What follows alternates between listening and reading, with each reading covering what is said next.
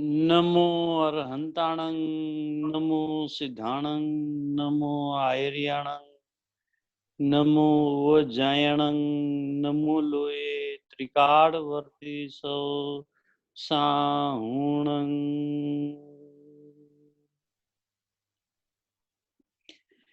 મંગલમ ભગવાન વીરો, મંગલમ ગૌતમો ગણી, મંગલમ કુનકુંદાર્યો, જૈન ધર્મોસ્તુ મંગલમ. સર્વમંગલ્ય માંગલ્યમ સર્વકલ્યાણકારકમ પ્રધાનમ સર્વધર્માણમ જૈનમ જયતુ શાસનમ.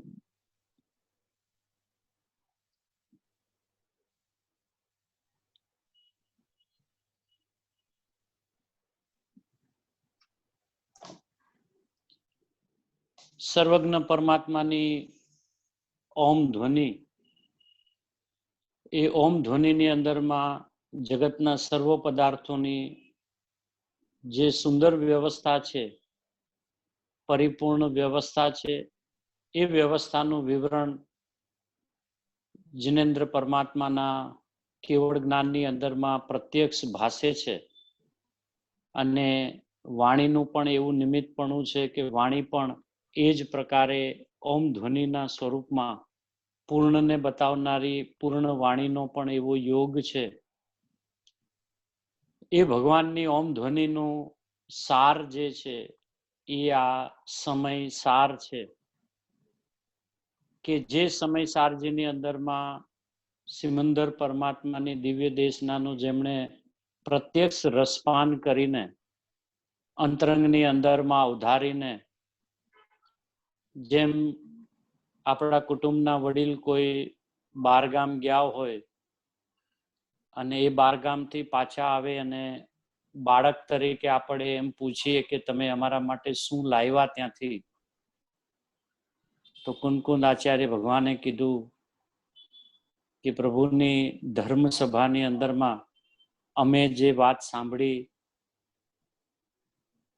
શ્રુત કેવડીઓ આરે જે પરિચય કર્યો, અને આ સમય સારજી રૂપીનું ભેટણું લઈ આવ્યા છીએ. આમ તો 84 પાહોડોની રચના થઈ છે એમના નિમિત્તે, પણ આપણા માટે સર્વોત્કૃષ્ટ એટલે આગમોનું આગમ એવું આ સમયસાર પરમાગમ છે. આ પરમાગમની અંદરમાં જે ભાવો ભર્યા છે, એ ભાવોને જેણે જીવન પર્યંત અંદરમાં આત્મસાત કર્યા છે, એવા પૂજ્ય ગુરુદેવશ્રીનો એટલે કે કહાનનો સાર એ છે કે એનું જીવન સમયસાર છે. અને સમયસાર નો સાર જો સમજવો હોય તો કહાન સારને સમજવું પડે.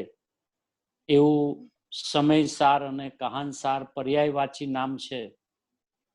સમયસાર કહો ને આજના કાળમાં ગુરુદેવ શ્રી જ્ઞાનમાં ખડા થાય, અને જ્યારે ગુરુદેવ શ્રી જ્ઞાનમાં ખડા થાય તો સામે સમયસાર અવશ્ય ખડું થાય. એવું આ અણમોલું શાસ્ત્ર, જેની બીજી મંગલમય ગાથા ચાલે છે. બીજી ગાથા ઉપર પૂજ્ય ગુરુદેવ શ્રીનું સળંગ 9 નંબરનું મંગલમય પ્રવચન, સમયસાર સિદ્ધિ ભાગ 1, પેજ નંબર 90.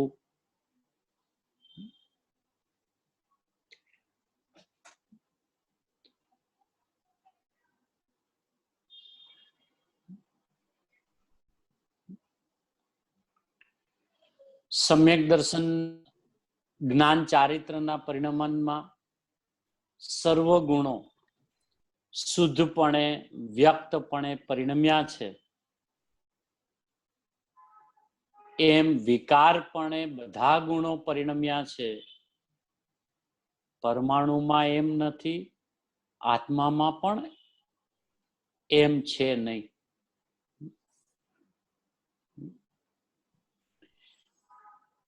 આત્મામાં પણ અશુદ્ધ પરિણમન જે છે એ બધા ગુણો અશુદ્ધપણે થાય છે એમ નથી. કેટલાક ગુણો અશુદ્ધ થાય, બાકી તો કેટલાક ગુણો અભવીને પણ શુદ્ધ રહે છે પર્યાયમાં. જેમ અસ્તિત્વ ગુણ, અસ્તિત્વનું અશુદ્ધ શું થવું, કે અસ્તિત્વનું અશુદ્ધ શું થવું, હોવું જે છે એ ઓછું થઈ જવું. અસ્તિત્વની અંદરમાં મુખ્યપણે હોવાપણાની પ્રધાનતા આવે છે ને, કે મારું અસ્તિત્વ છે. તો એ સંદર્ભમાં ગુરુદેવ કહે છે કે જેનું હોવાપણું છે એનું હોવાપણું કાંઈ ઓછું થઈ જાય એવું કાંઈ છે? એ તો આમાં એટલે પરમાણુમાં એક પ્રદેશવત્વ નામનો ગુણ છે સામાન્ય. એ વિકાર રૂપે પરિણમે. તો એ 2 પરમાણુ 4 પરમાણુ રૂપે થાય ત્યારે એકલો નહીં.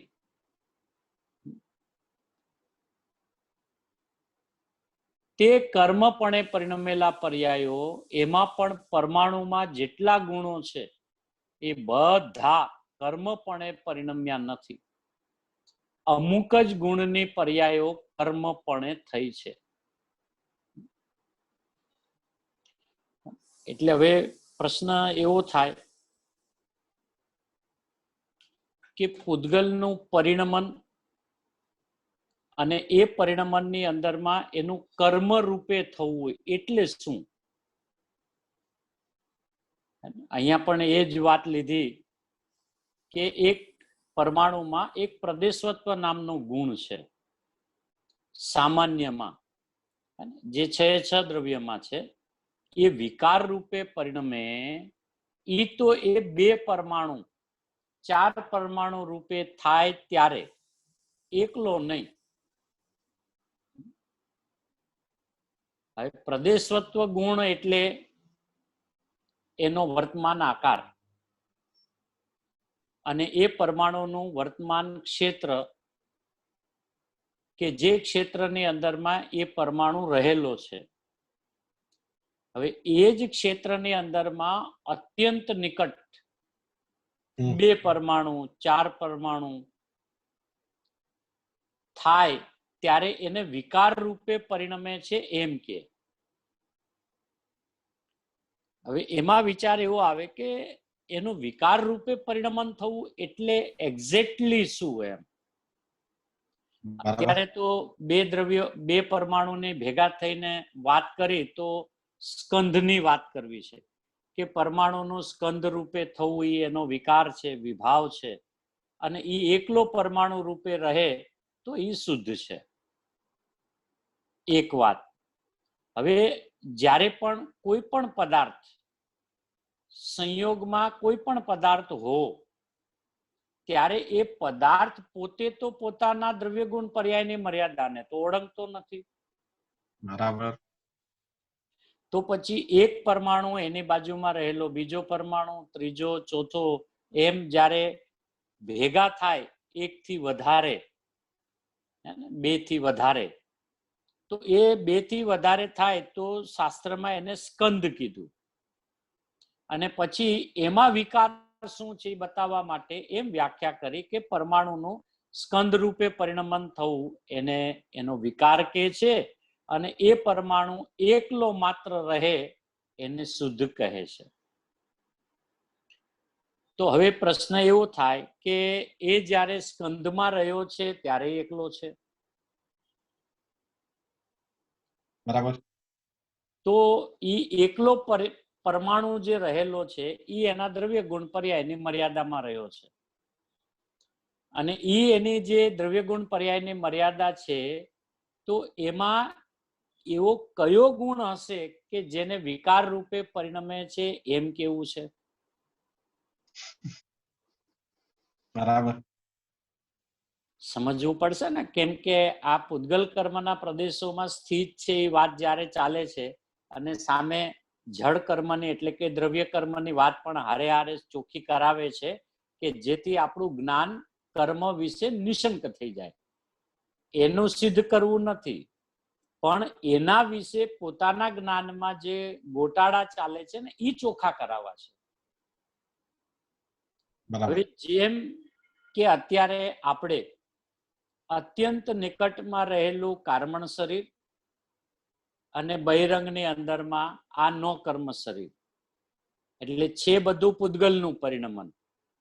પણ પૂતગલના બધા ભિન્ન ભિન્ન પ્રકાર છે. કાર્મણ છે, તેજસ છે, એમ 5 શરીરની જે વાત આવી, વૈક્રિક છે, ઔદારિક છે, તો એ જે છે તો બધા પૂતગલના પરિણમન. અને એ પૂતગલનું એક ક્ષેત્રે આવીને રોકાવું, એ જ ક્ષેત્રે બીજા પરમાણુનું પણ આવીને રોકાવું, એ જ ક્ષેત્રે ત્રીજા પરમાણુનું આવીને રોકાવું, અને બધાની જાતિ એક સરખી દેખીને એને સ્કંદ, એને કાર્મણ શરીર, એને ઔદારિક શરીર, એને વૈક્રિક શરીર, એ રીતે જે નામ પડ્યા એમના, તો હવે એ બધા પરમાણુઓ જે સાથે છે, પણ સાથે છે એટલે છે તો જુદા જુદા. બરાબર. તો એનું એવું શું પરિણમન હશે કે જેને વિકાર રૂપે પરિણમે છે એમ કે છે? બે ભેગા ન થાય. ક્ષેત્રની અત્યંત નિકટતાથી બે બાજુમાં છે એ અપેક્ષાએ વ્યવહારથી એમ કહેવાય. જે ગુરુદેવ વારંવાર કહેતા કે આ શરીર છે એ અનંત રજકણનો પિંડ છે, અને આ અનંત રજકણના પિંડ વાળા શરીરમાં પણ એક એક રજકણ પોતપોતાની અંદરમાં રહેલા છે. આ એક રજકણ બીજા રજકણને અડતો નથી. એટલી જ્યારે સ્વતંત્રતાની વાત, ભિન્નતાની વાત અને અનંતતાને સિદ્ધ કરવાની વાત જ્યારે જ્ઞાનીના જ્ઞાનમાં છે, તો વિકાર એનામાં શું હશે?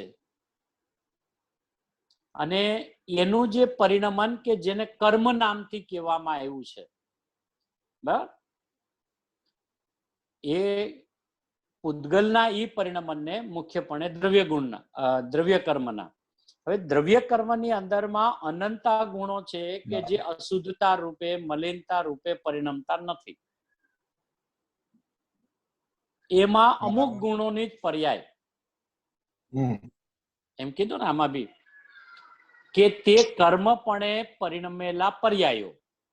હવે આમાં બે વસ્તુ વિચારવા માંગે છે કે કર્મપણે પરિણમેલી પર્યાયો એટલે શું? તો આ કર્મ જે છે એ એક્ઝેક્ટલી એનું વાચ્ય શું? એમ આપણે કેવી રીતે સમજી શકીએ કે આને કર્મ કહેવાય? છે એ રજકણનું પરિણમન, છે એ રજકણની પર્યાય. હવે પર્યાય પણ કે છે અને કર્મવાળી પર્યાય કે છે.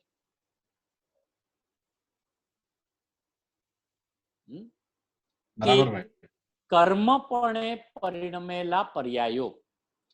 તો પર્યાયો તો પરિણમી છે, પણ કઈ રૂપે પરિણમી છે? કે કર્મ રૂપે. તો હવે પ્રશ્ન એ થાય કે સાહેબ એનું જે પરિણમન છે એમાં કર્મ શું લેવું? એમાં પણ પરમાણુમાં જેટલા ગુણો છે તે બધા કર્મપણે પરિણમ્યા નથી. એટલે પરિણમે તો છે બધા ગુણો, પણ કર્મ રૂપે પરિણમ્યા નથી. તો આ જે કર્મ કર્મ કર્મ શબ્દ આવે છે, તો એ કર્મ એટલે આમ એક્ઝેક્ટલી શું? એમ બરાબર. કહી તો દીધું કે ભાઈ કર્મ પરિણમે છે, પણ કર્મ એટલે શું? એમ કે રજકણનું પરિણમન. રજકણનું પરિણમન તો બરાબર છે, પણ એ પરિણમનમાં પાછું કર્મ શબ્દ વાપરો. અને આગળ જાય ત્યારે એમ કે જે પૂતગલ પરમાણુ, પૂતગલની અંદરમાં દ્રવ્ય કર્મની વાત છે મુખ્યપણે. હવે એ દ્રવ્ય કર્મના અંદરની જે પર્યાયો પૂર્વ અવસ્થામાં કર્મ રૂપે પરિણમતી હતી, એ જ પર્યાયો આગળ વધે, એટલે કે જ્યારે જીવ અને કર્મની સાપેક્ષતાથી વાત કરે અને જીવનો જ્યારે મોક્ષ થાય એમ જ્યારે બતાવે, ત્યારે ન્યા એમ કે હવે એની પર્યાય જે પૂર્વે કર્મ રૂપે પરિણમતી હતી એ હવે અકર્મ રૂપે થઈ. બરાબર. આમ બે વાત આવે કે જીવ પોતે જ્યારે મોક્ષમાં જાય ત્યારે કર્મનો નાશ થાય. આમ સામાન્ય પેલું સામાન્ય કથન એમ આવ્યું કે કર્મનો અભાવ કર્યો. ગુરુદેવ કે કર્મનો અભાવ કરવો એટલે શું? એ વસ્તુનો અભાવ તો ન થાય. પણ એની પર્યાય જે કર્મ રૂપે પરિણમતી હતી એ હવે અકર્મ રૂપે પરિણમે છે. કારણ કે એ પૂતગલની સત્તા એનો અભાવ ન થાય, એનો નાશ ન થાય.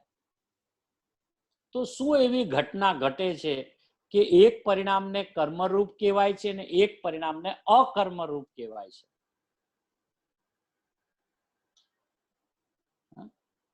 બરાબર ભાઈ, બહુ સરસ. કારણ કે અહીંયા વાત એમ લીધી તે કર્મપણે પરિણમેલા પર્યાયો, એટલે પર્યાયોને તો પરિણમન વાળી બતાવી, પણ એ પર્યાય કર્મ રૂપે પરિણમે છે. એટલે કર્મની કઈક વિશેષતા બતાવવી છે ને. પરિણમનમાં કઈક વિશેષ પરિણમન બતાવવું છે કે જેને કર્મના નામે કહે છે. જેમ કે આપણું પરિણમન થાય છે ત્યારે આપણા પરિણમનમાં કઈક વિશેષતા બતાવવી છે કે આવું પરિણમન થયું, ત્યારે એને રાગના નામથી કીધું અને એ રાગના નામના પરિણમનને વિકારના નામથી કીધું. હવે પર્યાય તો પરિણમી છે પણ પર્યાય રાગ રૂપે પરિણમી છે. એમ કીધું. ત્યાં પર્યાય તો પરિણમી છે પણ પર્યાય કર્મ રૂપે પરિણમી, અને પછી પર્યાય કે અકર્મ રૂપે પરિણમે છે. અહીંયા કે જીવ જે રાગ રૂપે પરિણમતો હતો હવે એ વિતરાગતા રૂપે પરિણમે છે. એટલે પરિણમન તો હર સમય બધા દ્રવ્યોમાં ચાલુ છે, પણ એ પરિણમનમાં કયા ભાવે પરિણમન થાય છે કે જે ભાવનું નામ કર્મ અકર્મ, ત્યાં અહીંયા રાગ અને વિતરાગતા. બરાબર, બહુ સરસ ભાઈ.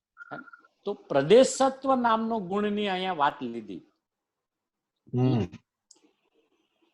પ્રદેશત્વ નામનો ગુણ. હવે પ્રદેશત્વ ગુણનું કાર્ય શું છે? આકાર આપણે જનરલી સમજીએ છીએ. હા, એટલે કે જે ગુણને કારણે એ દ્રવ્યનો વર્તમાન આકાર અવશ્ય હોય. એટલે આકાર વિનાનું જગતમાં કોઈ દ્રવ્ય ન હોય. હવે એનો ઈ જે આકાર છે ઈ એની પોતાની ક્ષેત્રની મર્યાદા બતાવે છે. આકાર એટલે શેપ નહીં,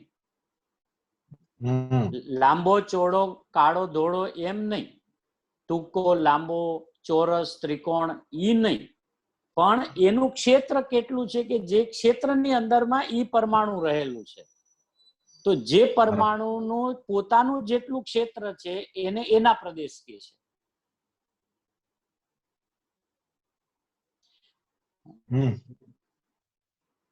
બરાબર ભાઈ. હવે એ પ્રદેશને વિકાર રૂપે પરિણમે તો એ બે પરમાણુ ચાર પરમાણુ રૂપે થાય. બરાબર. તો બીજો વિચાર કરીએ કે પ્રદેશત્વ ગુણમાં પ્રદેશત્વ ગુણ એક અને એક સમજો સંકોચ વિસ્તારનો ગુણ.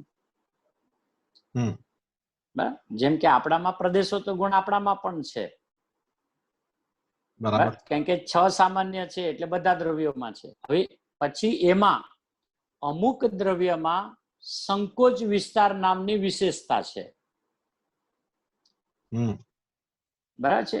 હવે એ જે સંકોચ વિસ્તાર જે થાય છે એ કાળમાં નથી થતો, ધર્મ અધર્મમાં નથી થતો, આકાશમાં નથી થતો.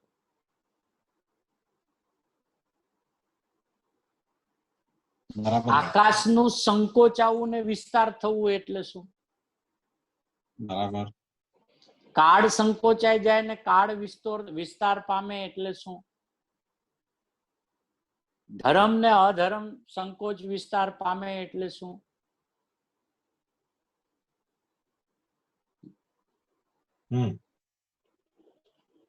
થોડો વિચાર કરીએ સાથે, આપણું જેટલું જ્ઞાન પહોંચી શકે એટલું.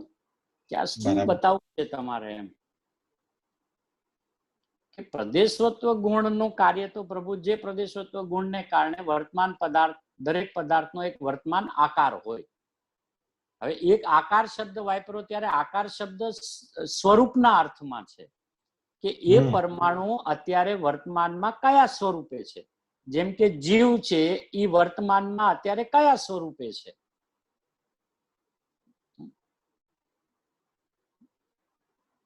બરાબર ભાઈ. હવે એ જે સ્વરૂપની વાત આવે અહીંયા ઓલું 2-4 પરમાણુ થાય એમ જે લીધું ને એમ, તો એ 2-4 પરમાણુ તો છે પણ બાજુમાં છે ને, ક્ષેત્રની નિકટતામાં છે. બરાબર. પણ ઈ પરમાણુની અંદરમાં પણ સંકોચ વિસ્તાર હોય.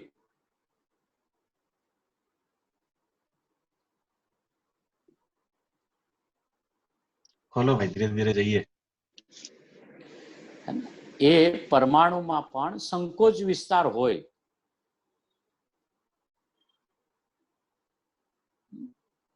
હવે એમાં પણ જો આપણા ઘણા બધા પૂતગલ દ્રવ્યો આપણા જ્ઞાનમાં અત્યારે છે કે ઘણી બધી એવી પૂતગલની ચીજો છે કે આમ એને ખેંચો તો આમ લાંબી થઈ જાય, પાછી ફુગ્ગો, જેમ કે સામાન્ય રીતે બલૂન, બરાબર, ફુગ્ગો આમ છે ને પછી આમ હવા ભરાય એટલે આમ બતા વિસ્તાર થઈ ગયો.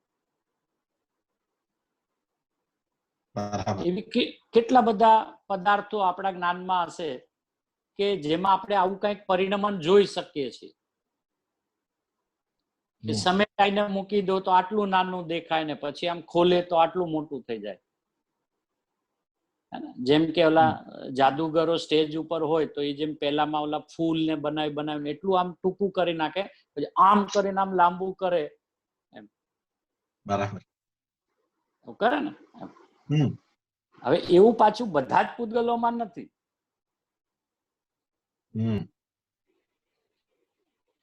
એટલે પૂતગલોની પણ પોતપોતાની વિશેષતાઓ છે ને. તો એનો જયારે વિચાર કરીએ કે એવું શું પરિણમન છે કે એને તમે કર્મ શબ્દ કહો છો ને, એ કર્મ શબ્દને પકડાવવું કેવી રીતે, જ્ઞાનમાં પકડવું કેવી રીતે? કર્મના તો ઘણા અર્થ થાય છે. કર્મ એટલે એનું કાર્ય છે, એને પણ કર્મ કહેવાય. અને એક પરિણમન થાય છે, એ પરિણમન જે ક્રિયા થઈ છે એને પણ જીવનું કર્મ કહેવાય. ઓલાને પૂતગલનું કર્મ એટલે એનું કાર્ય કહેવાય. પણ કાર્ય કહીને પણ હવે કયું કાર્ય થયું છે એની જે વિશેષતા બતાવી છે ને, કે ભાઈ જીવની પર્યાયમાં કાર્ય થયું, તો પહેલો પ્રશ્ન એવો થશે ને કે કયું કાર્ય થયું, શું કાર્ય થયું? તો પરિણમન થયું એ એક વાત, અને પરિણમનમાં શું કાર્ય થયું એ બીજી વાત.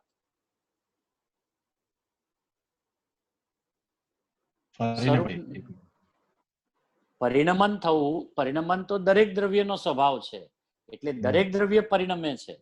તો પરિણમન થવું એ એક વાત, અને થયેલા પરિણમનમાં શું કાર્ય થયું છે એ બીજી વાત. જીવ પરિણમે છે એમ કહીએ આપણે, તો એનાથી એને પકડાતું નથી કે પરિણમે છે એટલે શું, એમ પરિણમે ત્યારે શું હોય એમ. તો એમ કહે ને જીવમાં, જીવ જ્ઞાન ભાવે પરિણમે. બરાબર. અને કાયમ કે જીવ અત્યારે રાગ રૂપે પરિણમ્યો. તો પરિણમન તો થયું હતું, પણ પરિણમનમાં કયા પ્રકારનું પરિણમન થયું, કયા ભાવ વાળું પરિણમન થયું કે જેને આ વિકારના નામથી કહેવામાં આવે છે.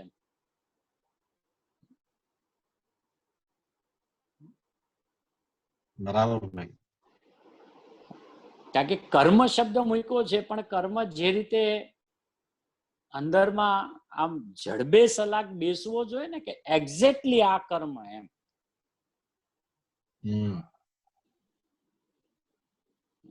આને કર્મ કહેવાય એમ, પણ એ શું, આમ એક્ઝેક્ટલી શું?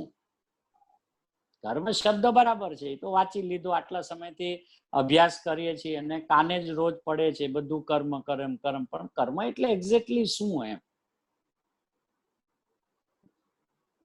કે પૂતગલનું પરિણમન, કે પૂતગલના પરિણમનમાં તો પૂતગલ હોય, એમાં પછી કર્મ શું? બરાબર. કે દ્રવ્ય કર્મ, કે ભલે ને દ્રવ્ય કર્મ કહી, તો પૂતગલના જ વિભાગો છે ને બધા. તો એ પરિણમ્યું છે, તો એ પરિણમનને તો પર્યાય કહેવાય, પરિણમનને કાર્ય કયો, તો કાર્યમાં તો પૂતગલનું કાર્ય તો પૂતગલ ભાવે થાય. તો કર્મ શબ્દ શું સ્પેશિયલી જે વાપરવામાં આવ્યો છે, એની પાછળ આ જ્ઞાનીઓનું શું હૃદય હશે, શું એના જ્ઞાનમાં આવ્યું હશે જેને કર્મ શબ્દ નામથી કહે છે.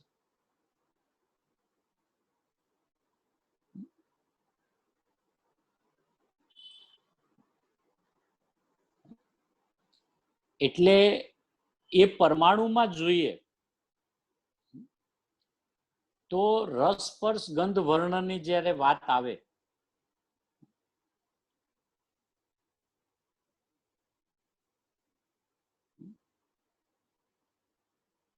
તો જેનામાં ચિકાસ હોય ને, ચિકાસ,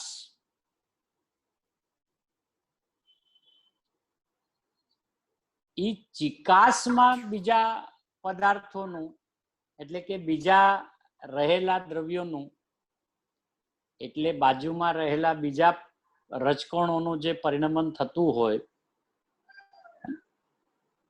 ત્યારે એક ચિકાસ એવી વસ્તુ છે કે જે ચિકાસમાં કોઈ પણ વસ્તુ બીજી આવીને ક્ષેત્રની બાજુમાં આવીને ચોંટે.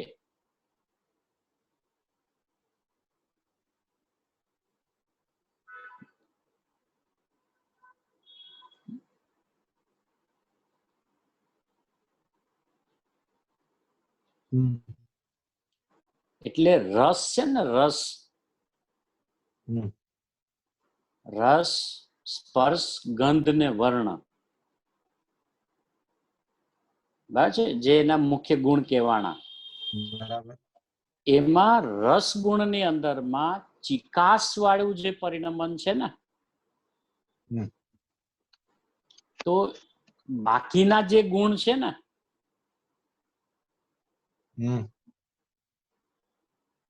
એનું વિભાવ રૂપે પરિણમન શું લેવું?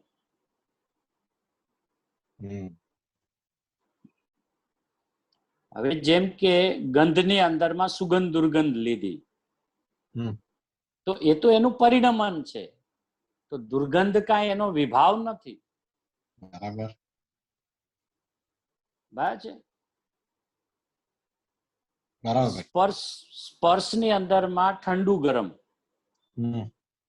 એના જેટલા ભેદ આવ્યા, તો એ બધામાં પણ વિચાર કરીએ તો એ બધાની અંદરમાં આમ એનું વિશેષતા વાળું પરિણમન છે, પણ એમાં ક્યાંય વિભાવ સિદ્ધ ન થાય. જેને બંધાવું કેવું છે ને, બંધાવવું છે, તો એ બંધાવા માટે પરિણામમાં ચિકાસ હોય ને તો બંધાય.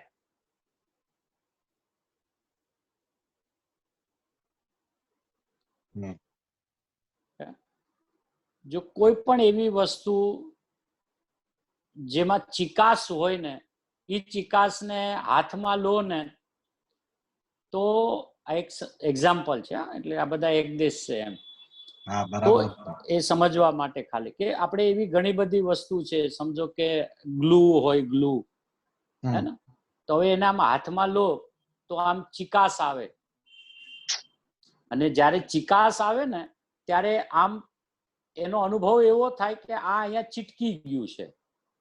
બરાબર. અને એ ચિકાસને કાઢવી હોય ને તો એને છે ને એને આમ મળવું પડે એમ, એટલે એને આમ ચોડે ને, જ્યારે બહુ વાર ચોડે ને પછી આમ ખરી જાય. બરાબર. બરાબર. બરાબર. એટલે એક ચિકાસ ગુણ જ એવો છે એની અંદરમાં કે જેને કારણે જેમ કેટલા બધા દ્રષ્ટાંતો જીનામાં આવે છે કર્મ અને જીવના પરિણામ, એટલે કે રાગ અને કર્મના જ્યારે સંબંધની વાત બતાવવી હોય તો ક્યાંક એવા દ્રષ્ટાંતો આવે કે જેમ લોહ ચુંબક સોનાની લોખંડની સોયને દૂરથી ખેંચે. બરાબર.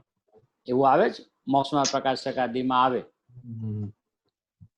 કે ભાઈ જીવ ને કર્મનું કેવી રીતે છે, તો એમ કીધું કે જેમ લોહ ચુંબક છે એ પડ્યું હોય દૂર, પણ આજુબાજુમાં બીજું લોખંડ પડ્યું હોય ને તો એમ ખેંચાય ને એની બાજુમાં આવીને ત્યાં ચીટકી જાય.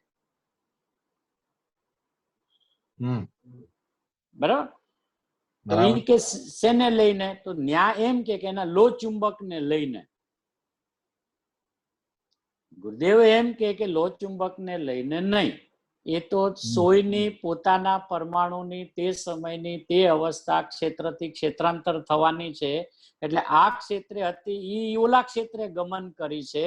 ત્યારે જોનારો એમ જોવે છે કે અહીંયા લો ચુંબક પડ્યું છે એટલે ખેંચાઈને સોય આવે છે. બરાબર છે. બરાબર. તો હવે લો ચુંબકપણું જે છે એ તો એની અંદર છે ને. બરાબર છે. બરાબર, એની અંદર છે. એની અંદરમાં છે.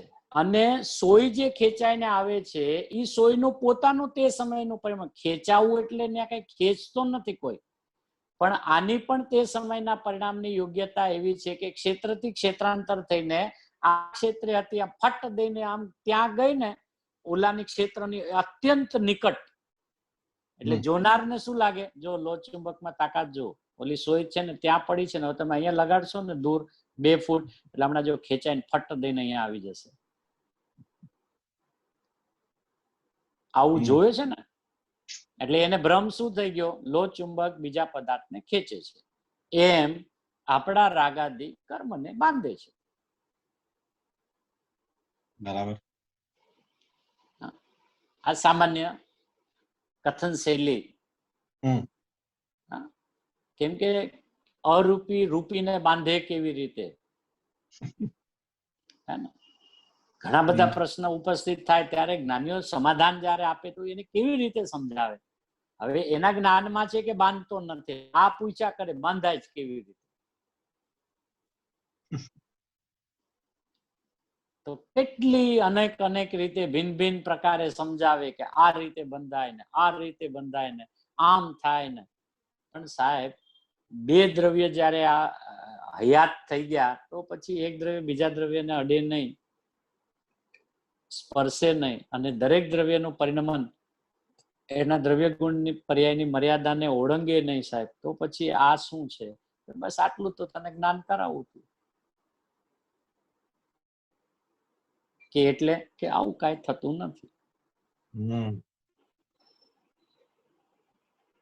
કે તો પછી સોય ખેંચાય તો છે ને, દર વખતે અમે જોઈએ છીએ. એમ નહીં કે ભાઈ ક્યારેક ક્યારેક કોઈ એક્સિડન્ટલી એવું થાય છે કે તું કરોડ વાર જોયા કર,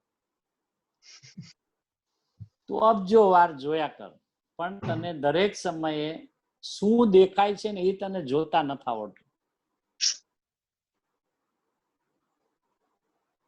કે શું અમારે જોવાનું છે કે તું સોયના શક્તિથી જો, અને લો ચુંબકને તું લો ચુંબકની શક્તિથી જો, ઘાલમેલ કરીને ન જો.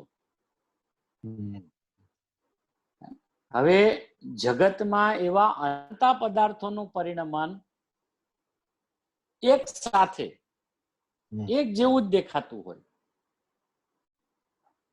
પણ દરેકનું પોતપોતાનું તે સમયનું પરિણમન છે. પણ સમુચય જોવે, માન લો ત્યાં આખો પિનનો ઢગલો મૂકી દીધો હોય, બરાબર, અને અહીંયા એક જ લો ચુંબક એટલે ફટ ફટ આમ પીનો બધી ફટ અહીંયાથી ત્યાં જાય. એટલે ઓલાન શું કે જોયું ખેંચી કે નહીં, કે બાપુ પણ આ બધાની તે સમયની યોગ્યતાઓ છે પરિણમન. અને ત્યારે પણ સોયમાં જ રહી છે, પિનમાં જ રહી છે, લો ચુંબકમાં જ રહ્યું છે, એકબીજાને અડિયા જ નથી. તો 2 સિદ્ધ થાય ને. અને પ્રભુ તું રોજ 2 ને 2 જોવે છે, પછી 2 ને 1 કેમ માને છે? જોવે છે 2, માને છે 1. આને લઈને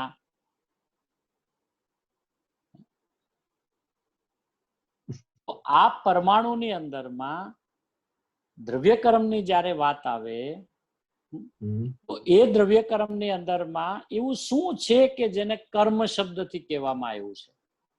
બરાબર. કારણ કે કર્મની જયારે વાત આવે ત્યારે હંમેશા કે ઈ આમ ચોંટી જાય છે, આત્માના પ્રદેશોમાં આવીને ચોંટી જાય છે. બરાબર, તો ચોંટી જવું એટલે શું? અચ્છા, જ્યારે ઈ ચોટતું હોય તો અહીંયા એવી શું ચીજ છે કે જેમાં ઈ આવીને ચોટે? બરાબર. અહીંયા શું એવું છે? અહીંયા એવું શું છે કે ત્યાં આવીને ઈ અહીંયા ચોંટે છે? ચોંટવાનો અર્થ જ છે કે ક્ષેત્રની નિકટતામાં આવ્યો છે.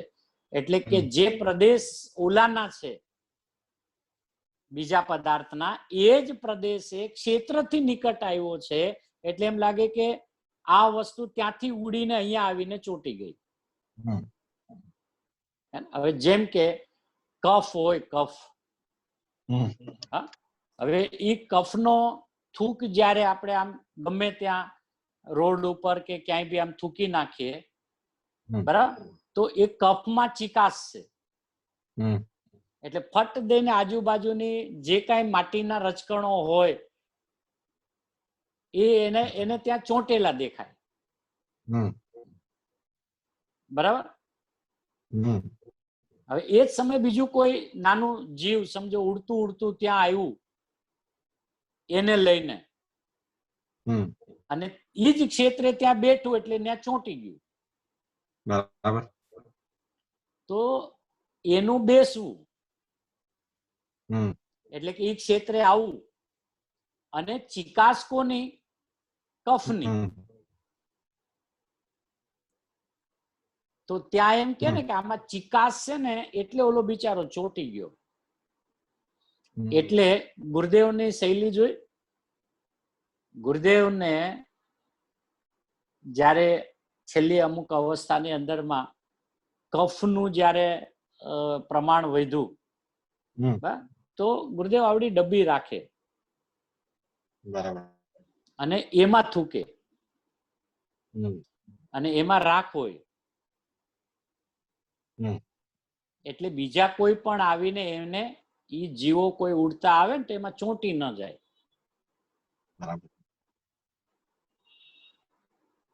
આપણે ગુરુદેવને ઘણી વાર ચાલતા પ્રવચનમાં આમ ઉધરસ લેતા જોતા હોય, હા ને, પછી ક્યારેક આમ અંદરમાંથી કફ નીકળ્યો હોય તો આમ બાજુમાં ઓલું નાનું કન્ટેનર જેવું નાનું રાખ્યું છે, ઓલું સ્ટીલનું, બરાબર, અને એની અંદરમાં એ નાખે. તો સમજવું શું છે કે એવું એક પરિણમન કાંઈક હોવું જોઈએ કે ઈ એક જ પરિણમનમાં ચિકાસને લઈને આ વાત કહેવામાં આવી છે. એમ કહીને બીજા બધા જ ગુણો નિર્મળપણે પરિણમે છે, ઈ સિદ્ધ જે કરવું છે કઈ રીતે થઈ શકે?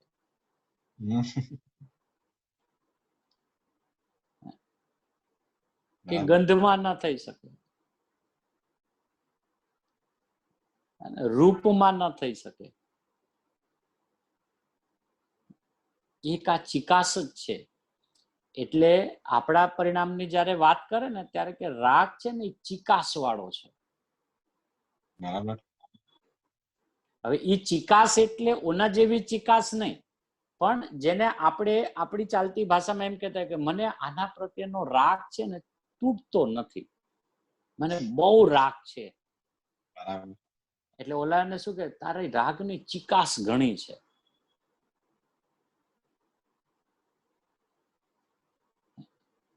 બરાબર. બરાબર. એટલે એ જે ચિકાસ વાળું જે પર્ટિક્યુલરલી પરિણમન જે છે ને એને કર્મના નામથી કે છે. અને એમાં પણ અનંતા ગુણોના પરિણમનને નિર્મળ ને શુદ્ધ સિદ્ધ કર્યા ગુરુદેવ. પૂતગલમાં પણ, પરમાણુમાં પણ,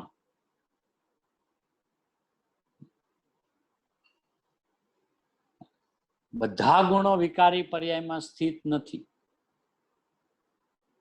કર્મ પ્રદેશમાં સ્થિત છે. કર્મના પ્રદેશમાં તે બધા ગુણો તે વિકારી પર્યાયમાં સ્થિત નથી.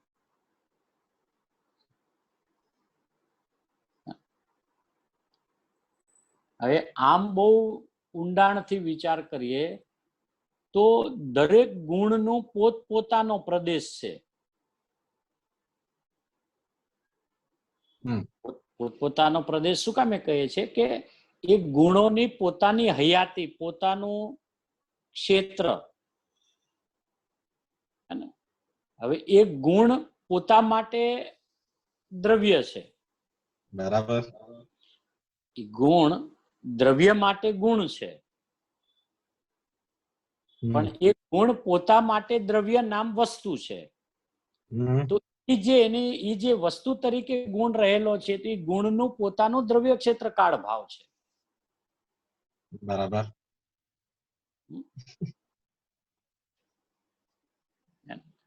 બરાબર. સમજવું તો પડે ને બાપુ.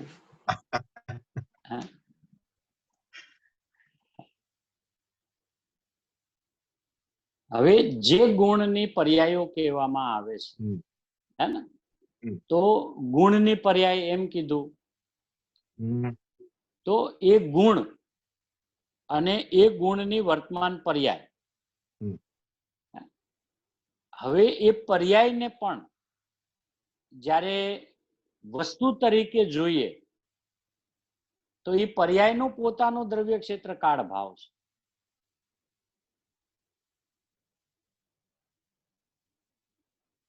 બરાબર. ગુણની અપેક્ષાએ જેને પર્યાય કીધી, ઓલામાં દ્રવ્યની અપેક્ષાએ જેને ગુણ કીધા.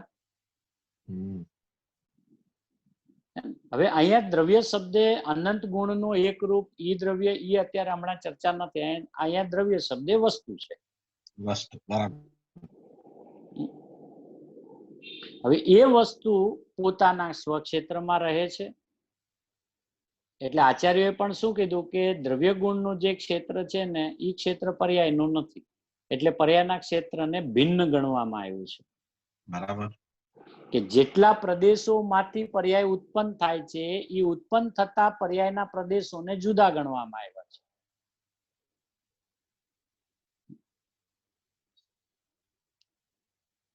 તો અહીંયા કર્મના પ્રદેશમાં સ્થિત, અને કર્મ ઈ પર્યાય.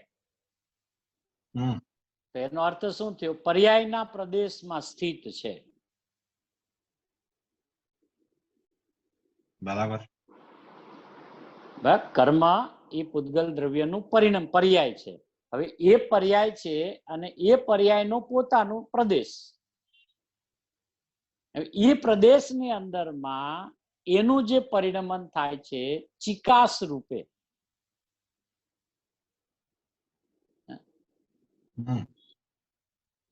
અહીંયા જીવમાં રાગના પરિણમનને ચિકાસ વાળું પરિણમન કીધું. એટલે રાગને તૂટતા બહુ વાર લાગે એમ કીધું ને, કે 10માના અંતમાં જાય. ક્રોધ, માન, માયા, લોભના પરિણામ અને રાગના પરિણામ. તો છેલ્લે કોણ જાય? બરાબર છે. તો એ રાગના પરિણમનમાં એવું શું છે?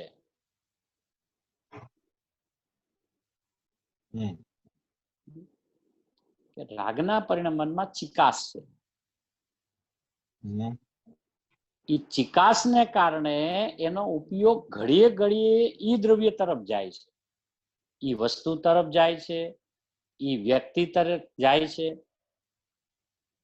તો એ સમય એમ નથી લાગતું કે મારામાં કઈ ચિકાસ છે, કેમ કે એને કોઈ દિવસ એવો વિચાર બી નથી કર્યો. એટલું કે મને એનો રાગ બહુ છે. માન લો કે અત્યારે આપણને આ ભૂમિકામાં દેવશાસ્ત્ર ગુરુનો અને એમાં ગુરુદેવનો અને ભગવતી માતાનો આપણને વિશેષ રાગ છે. એમ આપણે કહીએ ને કે ભાઈ જેનાથી આપણને તત્વ મળ્યું છે, અને જેનાથી હું કોણ છું, જેની મને મારી ઓળખાણ કરાવી છે, તો એવા ગુરુદેવ ને ભગવતી માતા અને જ્ઞાનીઓ જે છે એના પ્રત્યે અમને રાગ છે. હવે એ રાગ છે ને મારો છૂટતો નથી. એમ કે તો એ શું કે એને રાગની ચિકાસ કહેવાય. એટલે એનું ઘડીએ ઘડીએ લક્ષ ક્યાં જાય? ત્યાં જ જાય. એને ચિકાસના પરિણામ કહેવાય. હવે જેમ જેમ એ જ્ઞાનમાં આવે ને એટલે જ્ઞાનના પરિણામ ઓલા રાગના પરિણામની અપેક્ષા એ લુખાસ વાળા પરિણામ છે. ફરીને જ્ઞાનના પરિણામ રાગના પરિણામની અપેક્ષા એ લુખાસ વાળા છે, ઓલા ચિકાસ વાળા છે ને, હા અને આ લુકાસવાળા કે એટલે એની અપેક્ષા આ લુખાસ વાળા છે. આમાં કોઈના પ્રત્યે રાગ નથી, એટલે લુખાસ છે, પણ છે અનંત આનંદથી ભરેલું પરિણમન. પણ અત્યારે કમ્પેરિઝન જયારે કરીએ છીએ ત્યારે ઓલા ચિકાસના છે તો આ લુખાસના પરિણામ છે.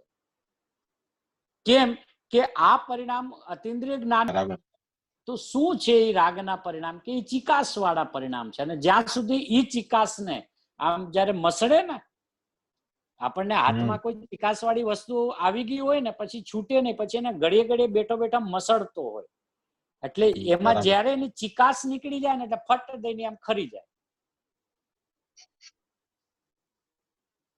એમ એ રાગના ચિકાસ વાળા પરિણામને જયારે જ્ઞાનથી મેળવે ને, એને મસળે ને જયારે, એટલે ખરતો જાય.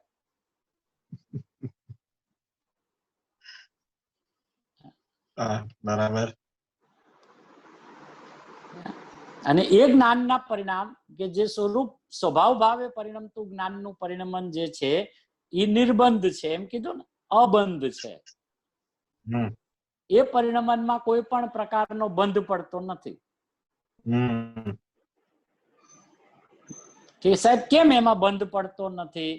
તો એનું સામાન્ય વચન તો એવું આવ્યું કે આત્માની અનુભૂતિ કરે છે એટલે કર્મ ન બંધાય. પણ આત્માની અનુભૂતિ થાય તો કર્મ શું કામ ન બંધાય? બરાબર પરિણમન તો પરિણમન છે. કર્મને શું ફરક પડે છે કે આત્માની અનુભૂતિ કરે છે કે અત્યારે આત્માની અનુભૂતિ નથી કરતો? એનું કામ તો શું છે કે જીવ નાંધવાનું. કે બાપુ એમ છે નહીં, એનું રહસ્ય જુદું છે. એને અંદરમાં જયારે લુખાસ આવે છે એટલે કે જ્ઞાનની ભીનાશ આવે છે, એ જ્ઞાનનું પરિણમન છે. એટલે ઓલા પરિણમનની અપેક્ષાએ એને લુખાસના પરિણામ કહેવાય. અને લુખાસના જ્યાં પરિણમન હોય ને ત્યાં એનું બંધન કોઈની હારે થાય જ નહીં. બરાબર ભાઈ. એમ ઓલા પરમાણુની અંદરમાં આ જેને કર્મ કર્મ કર્મ શબ્દ નામથી કહે છે, એમાં કાંઈક એવી ચિકાસ વાળા પરિણામ છે જેને અનુભાગના નામથી કહે છે. એને લઈને ઓલા 2, 4, 6 પરમાણુની જે ગુરુદેવ વાત કરી ને, 2 પરમાણુ, 4 પરમાણુ, 6 પરમાણુ ભેગા થાય એમ લીધું ને. ભેગા ક્યારે થાય? કે ચિકાસ હોય એમાં થાય. આવે બધા સ્વતંત્ર, પરિણમે બધા સ્વતંત્ર, પણ એમાં મુખ્યપણે એનો બેઝ જો કાંઈ હોય તો એના બેઝ ને સિદ્ધ કરવી રીતે કરવો હોય ત્યારે શું કે એ તો ત્યાં ચિકાસ વાળું હતું ને તો ઓલો ચોટી ગયો આવી.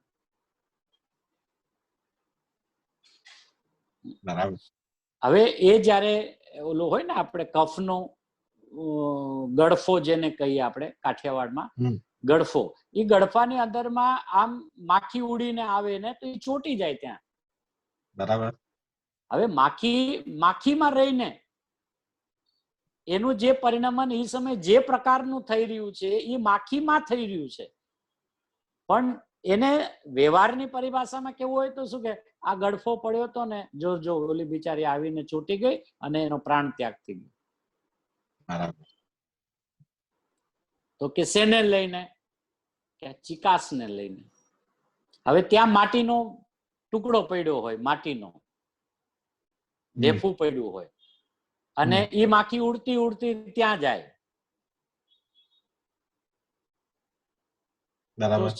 તો શું થાય? ચોટી જાય. તો ના ચોટે ને?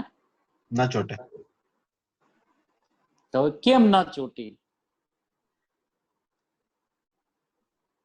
તો કે લુખાસ વાળું પરિણમન હતું. બરાબર. કે ઓલું ગળફામાં કેમ ચોટી ગઈ? કે એ ચિકાસ વાળું પરિણમન છે. એટલે ઘણીવાર જો ઘણા જીવોના પરિણમનને જોઈને જ્ઞાનીઓ એમ કે આ તમારા પરિણામમાં છે ને ચિકાસ બહુ છે. બરાબર. તમારો રાગ છે ને પછી તમે એનો કેળો જ મૂકતા નથી. અને ઘણાને એવું હોય ને, એકની એક વાત બહુ અંદરમાં ગુમરાતી હોય. હવે એ જે એનું બહુ ગુમરાવું થાય છે ને, એ એની ચિકાસના પરિણામને બતાવે છે. અને જ્યાં સુધી ચિકાસના પરિણામ જીવંત રહે ને ત્યાં સુધી એને આકુળતાનું જ વેદન થાય. બરાબર ભાઈ. અને એ જયારે પાછું જ્ઞાનમાં આવીને સમાધાન લે ને ત્યારે એને લુખાસના પરિણામ ચાલુ થાય. હાઈસ, હવે જરાક રિલેક્સ લાગે છે. ભલે સ્વાનુભૂતિની વાત નથી, માની લો, તો પણ એ જયારે જ્ઞાનમાં સમાધાન લેતો હોય કે અરે એ થવા યોગ્ય હતું ને, એ એના સ્વકાળે થયું ને, ક્રમબદ્ધમાં થયું ને, આપણે તો કેવળ જ્ઞાતા છીએ, એવા એના વિકલાત્મક જ્ઞાનમાં પણ જયારે આવી જાય છે તેની ચિકાસ ઘટી જાય છે. અને ઓલું જયારે ચાલે ત્યારે હાવી થઈ ગયેલું હોય છે, એટલે ઈનું રિપીટેડલી ઘૂંટાયા કરે.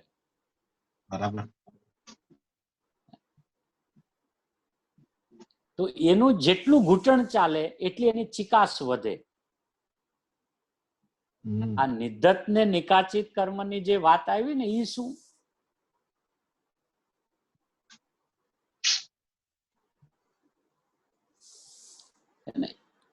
એવા પરિણામ એને ગાઢ કરી નાખ્યા છે ને, પર્ટિક્યુલરલી કોઈ વ્યક્તિ પ્રત્યે.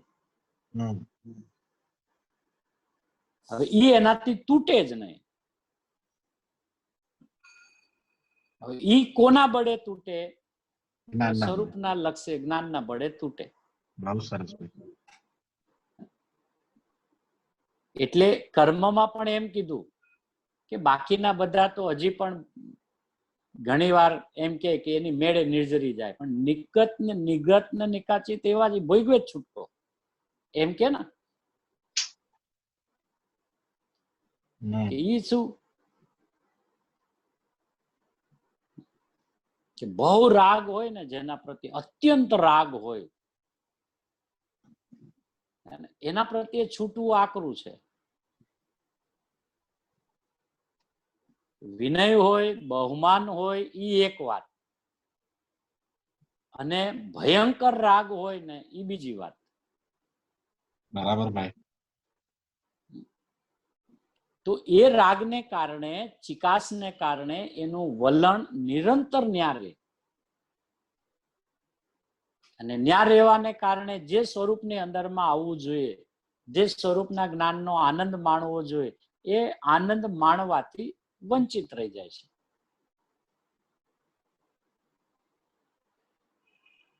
બરાબર.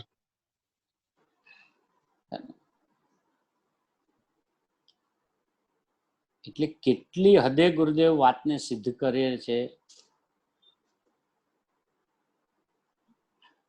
અને આ કર્મ શબ્દ એવો છે કે જેટલું સરળતાથી ભાષામાં આવી જાય છે ને, એટલું એને ભાવભાષણમાં કોઈ દી આવ્યું જ નથી. કે કર્મ એટલે આમ એક્ઝેક્ટલી શું?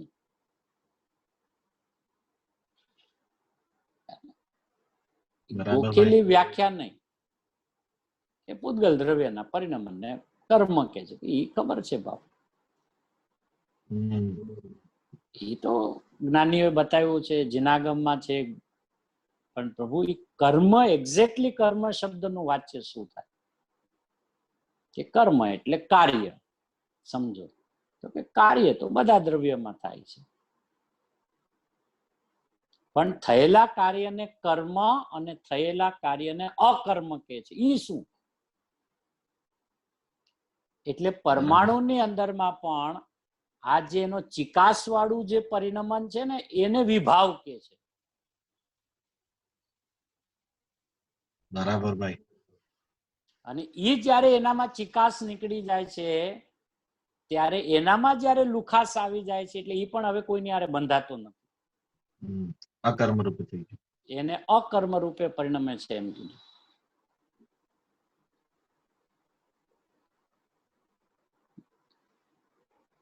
બરાબર. ચિકાસ કયા ગુણમાં જાય? રસ, સ્પર્શ, ગંધ, વર્ણમાં કે અલગ જ ગુણ છે ચિકાસના ગુણ? નહીં, રસમાં છે ને. રસ છે. રસમાં જો ત્યાં પણ એમ કીધું કે કર્મનો રસ આવે છે. જેને એમાં અનુભાગ શબ્દથી કીધું કે કર્મનો અનુભાગ એટલે કર્મમાં પડેલો રસ. એ રસનું ફળ જીવ ભોગવે છે. વ્યવહારના વચનમાં જયારે એમ કે ત્યારે એમ કે ને કે કર્મના ઉદયમાં આમ જો પ્રદેશ સ્થિતિ ને પ્રકૃતિ નુકસાનકારક નથી. બરાબર. એનો અનુભાગ એ આમાં પણ સવારે અનુભાગ શબ્દ આવ્યો હતો ને. હા ભાઈ, આવ્યું હતું. તો એ અનુભાગ જે છે એ એના રસને બતાવે છે. એટલે એ અલ્ટિમેટલી આ બાજુથી બતાવવું છે, અહીંયા અનુભાગ છે એમ બતાવવું છે. એમ ઓલાનો તો ત્યાંથી ક્ષેત્રથી ગમન થઈને અહીંયા કાર્મણ શરીરમાં આવીને રોકાય છે ને અહીંયા આપણું પોતાનું ચૈતન્ય શરીર છે આખું. બરાબર, પણ એનું અહીંયા આવું કેમ થયું અને એમાં નિમિત્ત કોણ બન્યું, એમ જયારે નિમિત્તનું જ્ઞાન કરાવવું હોય ત્યારે એમ કે જીવના રાગને લઈને કર્મ બંધાણ. એટલે એમ કહીને શું કીધું ખબર, બે જગ્યાએ ચિકાસના પરિણામ હોય ને તો એકબીજાને બંધાય, એટલે કે એકબીજામાં નિમિત્ત બને. બરાબર. હવે અહીંયા જીવના રાગના પરિણામને ચિકાસ વાળા કહેવાય ને ત્યાં એનામાં ચિકાસ વાળું પરિણામ હોય તો જ અહીંયા આવે. બરાબર. અહીંયા લુખાસના પરિણામ હોય એટલે કે જ્ઞાન આનંદના પરિણામ હોય ત્યારે બંધન કેમ નથી થતું? ત્યારે એમ કેમ કે છે કે કર્મ નિર્જરી ગયા, ખરી ગયા. બરાબર ભાઈ.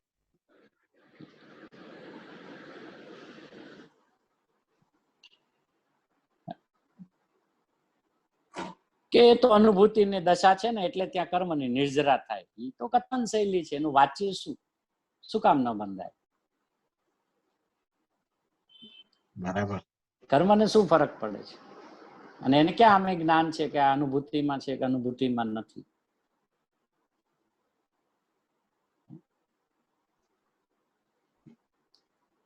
પણ પછી એની મર્યાદા બતાવીને એમ કે સ્વયં જ એનામાં પરિણમન જ એવું હોય. એ સમયે ત્યાં એવી જ વ્યવસ્થા હોય કે અહીંયા રાગ હોય ને ત્યાં કર્મ અવશ્ય બંધાય. પણ શું કામ? એવી જ વ્યવસ્થા શું કામે છે?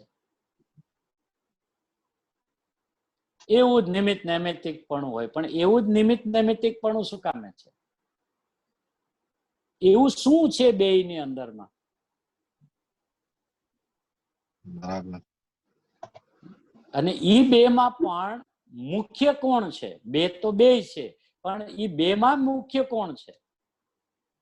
તો ત્યારે કર્મની વાત નહીં આવે, ત્યારે જીવના રાગાદી પરિણામની વાત આવશે. બરાબર ભાઈ. કે જીવના રાગાદી જ્યાં સુધી જીવ રાગ રૂપે પરિણમે ત્યાં સુધી કર્મ બંધ થાય, વિતરાગ ભાવે પરિણમે ન થાય. એટલે વાત પાછી ક્યાં હું લઈ આવ્યા? કર્મની વાત કરીને પણ આપણામાં લઈ આવ્યા ને.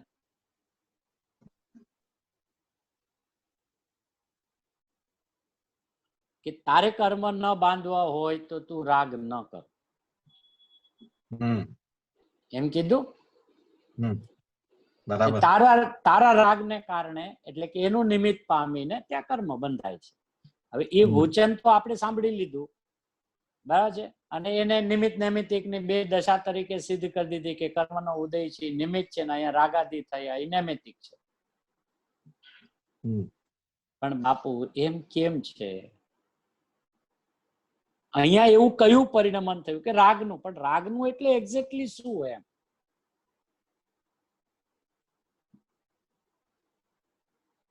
એ તો કથનમાં આવી ગયું કે રાગના પરિણામને કારણે કર્મ બંધાય છે, કે બરાબર. પણ રાગના પરિણમનમાં એક્ઝેક્ટલી કેવું પરિણમન હોય?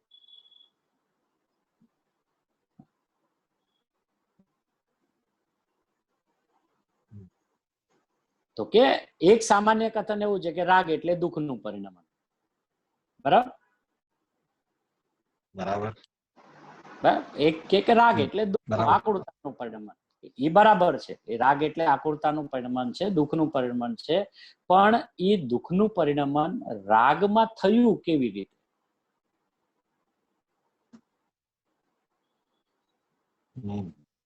આમ તો આપણે રાગ એટલે દુઃખ કહીએ છીએ, મતલબ આપણે દુઃખનું પરિણામ રાગમાં કેમ થાય? બસ રાગ થાય તો દુઃખ જ હું કામે થાય? તો કે રાગ છે જ દુઃખરૂપ. કથન બધા સાંભળી લીધા છે. તો રાગ થાય તો આનંદ કેમ ના આવે?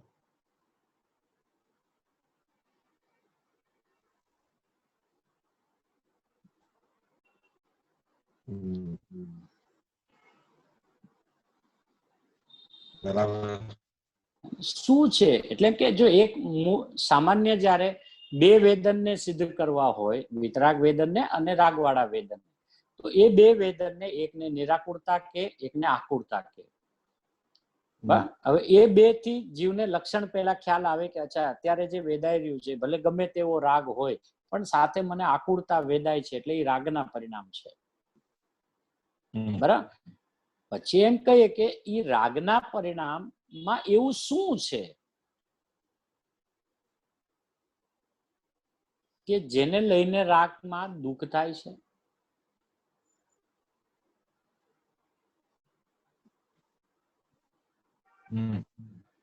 બરાબર. તો કે રાગના પરિણામ ઓરિજિનલી ચિકાસ વાળા છે, અને જો જેમાં આપણે ચીટકી ગયા હોય ને અને એમાંથી ઉખડવું હોય તો દુઃખ થાય કે નહીં? બરાબર ભાઈ. એમ દુઃખ થાય છે. બરાબર. આજે જેનો રાગ હોય એ રાગને તોડવામાં પસીનો પડે છે ને.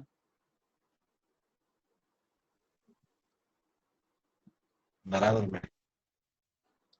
હવે એ રાગ તૂટે છે એટલે કે છૂટતો નથી એનું દુઃખ છે ને. બરાબર. જ્ઞાન ઈ જીવનું કરવું હોય તો એમાં ક્યાં દુઃખ છે? આજે ગુરુદેવનું આપણે જ્ઞાન કરવું હોય તો એમાં ક્યાં દુઃખ છે? કે હા ગુરુદેવ છે પણ આ મારા ગુરુદેવ છે, આ મારા છે, આ મારા છે, એમ જે તીવ્ર રાગ છે એ રાગ તોડવાની જયારે વાત આવે એટલે કે એ રાગ એનાથી ન છૂટતો હોય એ એને દુઃખરૂપ છે ને. એટલે ઈ રાગની ચિકાસ શું છે? દેવ પ્રત્યે, ગુરુ પ્રત્યે, શાસ્ત્ર પ્રત્યે, સાધર્મીઓ પ્રત્યે નો જે રાગ અને એની જે ઈ ચિકાસ નું એને આ દુઃખ છે. અને એક ન્યાય વિચાર કરે તો કોઈ પણ જીવને આ માર્ગમાં આવ્યા પછી રાગ કરવો નથી. જયારે આ માર્ગમાં આપણે આવ્યા છીએ તો એ ભાવના લઈને આવે છે કે અમારે રાગ દ્વેષના પરિણામથી છૂટવું છે. બરાબર. બરાબર છે. તો જેનાથી છૂટવું છે એ છૂટતું નથી એનું દુઃખ છે ને. બરાબર ભાઈ. અને એ નથી છૂટતું કેમ? કે એની ચિકાસ છે. બહુ સરસ.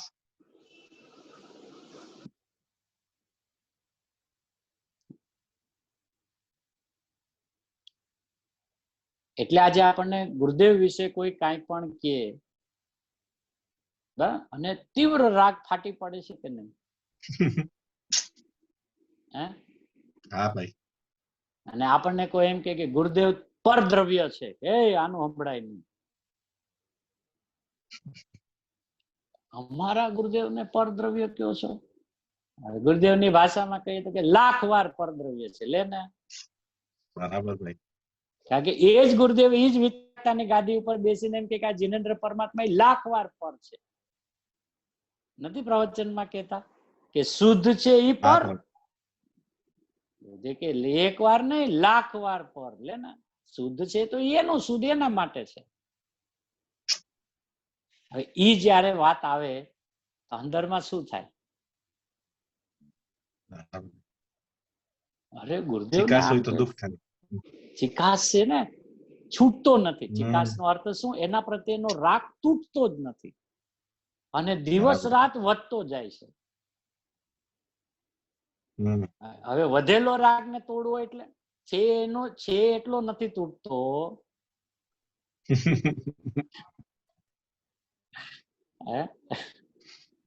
બરાબર. તો વધતો રાગ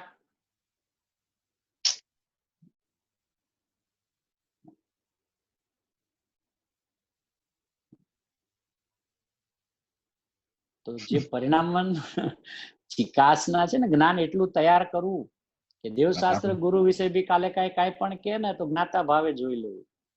જો ચિકાસને તોડવી હોય ને તો, નહીતર ફરી ફરીને ઈ જ જીવોના યોગ થશે.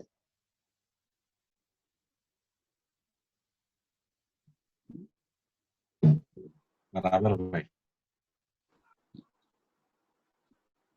ત્યારે ગુરુદેવની જે દ્રષ્ટિ છે એ આપણે અંદરમાં કેળવવી. જીવ માત્રને ભગવાન તરીકે જોવાની દ્રષ્ટિ ત્યારે કેળવવી. અને ત્યારે પછી ઓલા શાસ્ત્રના બીજા દ્રષ્ટાંતો ન યાદ કરવા. એ દરેકના ભાવ છે ને જુદા જુદા પ્રકારના જુદા જુદા સમયે આવતા હોય. ક્યાંક એમ પણ આવે કથનમાં કે શ્રાવક મુનિરાજની બાજુમાં બેઠા હોય અને એના ઉપર કોઈ ઉપસર્ગ કરે તો શ્રાવક તો એનું સર્વસ્વ લૂંટાવી દે અને પ્રાણ છૂટે ને તો પણ એની પરવા ન કરે અને મુનિરાજ ઉપર ઉપસર્ગ ના આવવા દે. એની સમસ્ત શક્તિને લગાડે. એક કથન આવું પણ આવે. આજે મુનિ વાત્સલ્ય દિવસ છે ને આજે. હા, મુનિ વાત્સલ્ય દિવસમાં આવું બન્યું ને. પણ એ મુનિરાજ છે, ધ્યાન રાખજો. એના ચિકાસ વાળા પરિણામન નથી, અસ્થિરતા વાળા પરિણામન છે. બરાબર ભાઈ, બહુ સરસ. એ તો ફટ દઈને કામ પત્યું, વળી પાછું મુનિપણું ધારણ કરી લીધું. ચિકાસના પરિણામ નથી, અસ્થિરતાના છે. વાહ ભાઈ. અસ્થિરતાના પરિણામન છે. બાપ, તારા અસ્થિરતાના પરિણામન નથી, તારા ચિકાસના છે પ્યોરલી. એટલે અમુક દ્રષ્ટાંતો શાસ્ત્રના લઈને પોતાના એ ચિકાસના પરિણામને વેગ ના આપો, એની પુષ્ટિ ન કરવી. કે વાત્સલ્ય મુનિદિન છે કે વાત્સલ્ય છે એને ના નથી, પણ એની વાત્સલ્ય વિતરાગતા ભાવવાળી છે. એટલે એને જે ક્ષણની અંદરમાં અસ્થિરતા થઈ ગઈ ને, પાછી ક્ષણની અંદરમાં વિતરાગતાનું પોષણ કરીને ફટ દઈને શ્રેણી માંડીને એ તો નીકળી ગયા. બરાબર.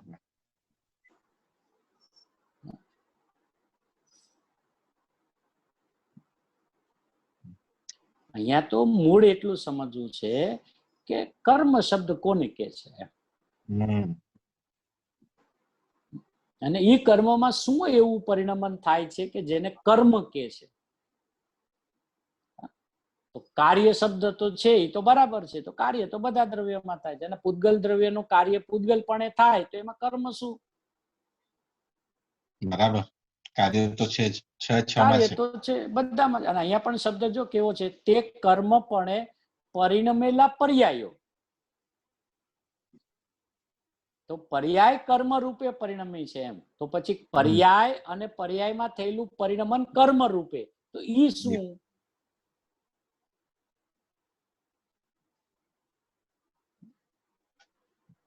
બરાબર ભાઈ.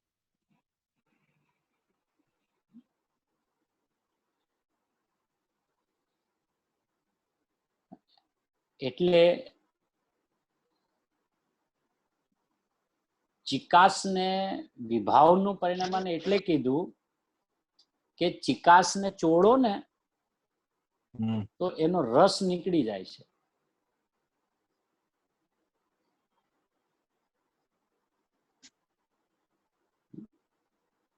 ચિકાસને ચોળે તો રસ નીકળી જાય. એને મસળી નાખો હાથમાં, કાંઈ પણ વસ્તુ આમ પડી હોય ને, પછી એને તમે બહુ મસ્કા કરો ને એટલે એ પછી ખરી જાય. બરાબર. એટલે એનું ચિકાસ વાળું જે પરિણામન હતું ને, એ એનું ઓરિજિનલ પરિણામન નથી, એટલે એને વિભાવમાં નાખ્યું.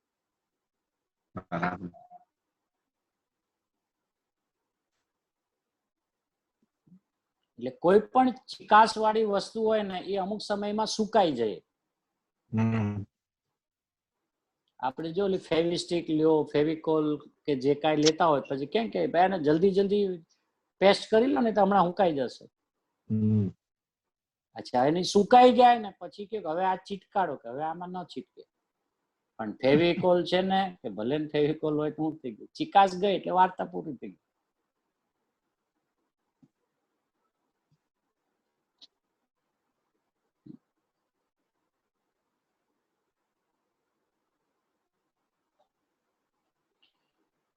હે ને? એટલે આપણે આ વાતને થોડો વિચાર માંગતો હતો કે શું છે એક્ઝેક્ટલી કર્મ. બરાબર. તો કર્મને સમજતા એક તો એનું વાસ્તવિક સ્વરૂપ સમજાય છે, એનો હાવ નીકળી જાય છે, એના વિશેની વિપરીત માન્યતાઓ કલ્પનાઓ હતી એ બધી ભાંગીને ભૂકો થઈ જાય છે, અને પોતાના સ્વરૂપમાં આવીને પોતાનો વિચાર કરે છે કે ઓરિજિનલ અનુભાગ તો અહીંયા છે.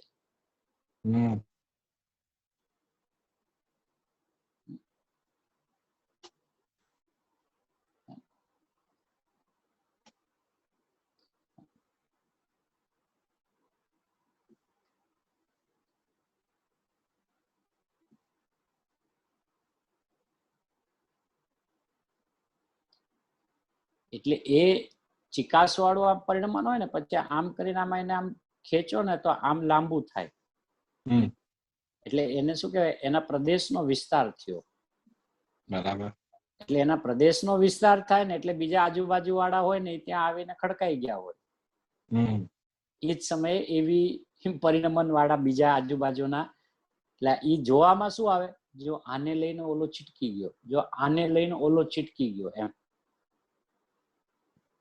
બરાબર. એટલે આમ એના પ્રદેશનો વિસ્તાર થયો ને, આમ પરમાણુ એક પ્રદેશી છે.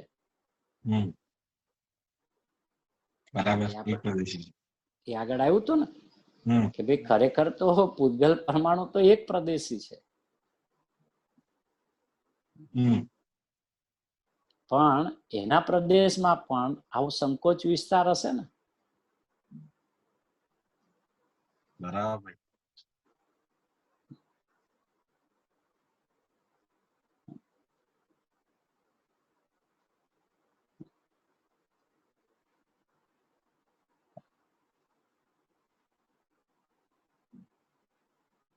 એટલે અહીંયા એમ કે જેટલો તમારો રાગ લંબાયેલો હોય ને એટલા તમને કર્મ બંધાય, એમ સામાન્ય વાત આવે ને. બરાબર. એટલે હવે આમ જોઈએ તો એક એક પર્યાયનો રાગ જુદો જુદો છે. કેવી રીતે ભાઈ? એક જ વ્યક્તિ પ્રત્યેનો રાગ હોય, એક જ વસ્તુ પ્રત્યેનો રાગ હોય, તો પણ એના હર સમયના પર્યાયના રાગના પરિણમનમાં આંતરો હોય. સમુચય કે ત્યારે એમ કે બહુ રાગ છે, પણ એના હર સમયના પરિણમનમાં એક સરખો રાગ ન હોય.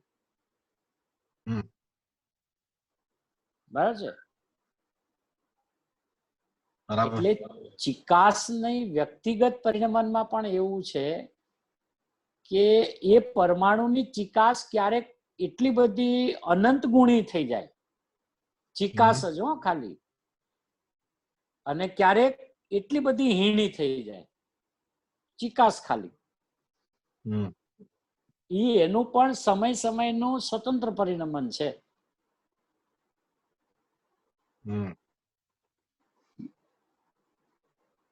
ચિકાસ જ ખાલી, ચિકાસમાં જ વધઘટ થાય. એટલે જો ઘણી એવી પદાર્થ આપણે બનાવતા હોય જ્યારે, ત્યારે એમાં ચિકાસ આમ શરૂઆતમાં ઘણી દેખાતી હોય, પછી જેવું ઠરે ને એટલે થોડીક ઓછી થઈ જાય. ઘણા પદાર્થ એવું કે ઠર્યા પછી એની ચિકાસ બહુ વધી જાય. એટલે એના ચિકાસના જ પરિણમનમાં જે એનો ગ્રાફ છે ને, એ આવી રીતે ચડતો ઉતરતો છે. અને અહીંયા જીવના રાગના પરિણમનનો જે ગ્રાફ છે ને, એ પણ આવી રીતે ચડતો ઉતરતો છે.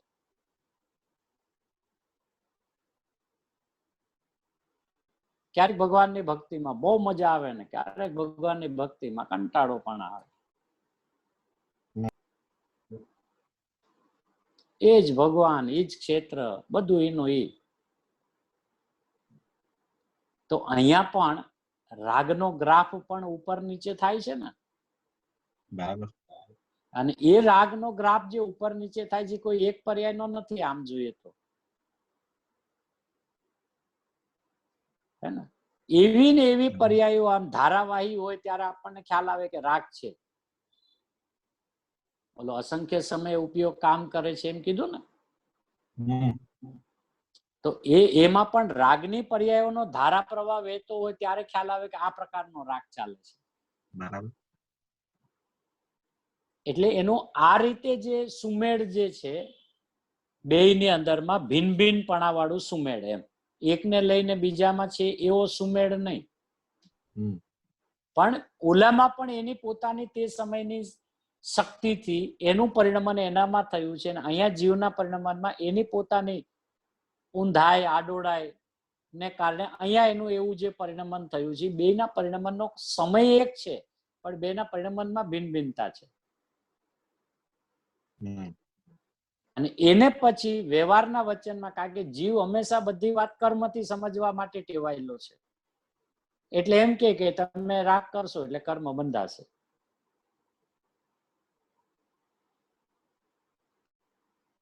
તો અમારે શું કરવું કે રાગ ન કરવું, તો ત્યારે શું કરવું કે જ્ઞાન કરવું. બરાબર. કેમ જ્ઞાન જ કરવું કે જ્ઞાન લુખાસ વાળું છે, એટલે રાગની અપેક્ષા. બરાબર. આમ તો પોતાના જ્ઞાન આનંદથી ભરેલું છે,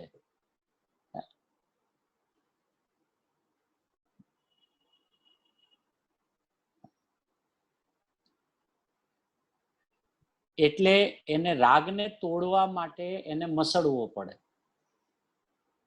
એટલે શાસ્ત્રમાં આચાર્ય ભગવાને કીધું કે નિર્દયતાથી એનો નિષેધ કરજો. બરાબર. નિર્દયતાથી નિષેધ કરવાનો અર્થ શું કે સ્વરૂપનું અત્યંત બહુમાન કરીને, અત્યંત સ્વભાવની અપૂર્વતા ભાસીને એ રાગને મસળી નાખે, એટલે કે મારામાં છે જ નહીં. એ જ્ઞાનના ઉલ્લાસમાં, જ્ઞાનના વીર્યમાં, જ્ઞાન જ્યારે અંદરમાં સ્ફુરાયમાન થાય ત્યારે એ રાગને આ રીતે મસળે છે, અને મસળતો મસળતો મસળતો એક સમય એવો આવે કે સમસ્ત નો અભાવ કરી નાખે.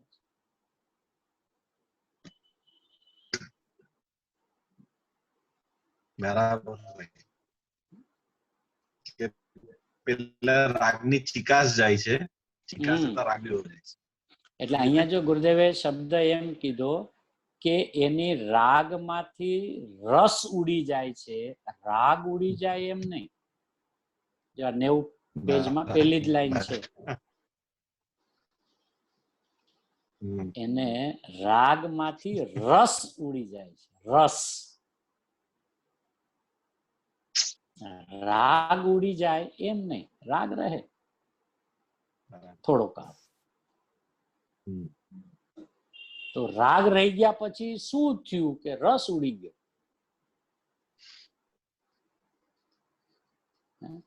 એટલે જ્ઞાનીને રાગ છે પણ રસ નથી. બરાબર. એટલે એના લુખાસના પરિણામ ચડતી કોટીના છે.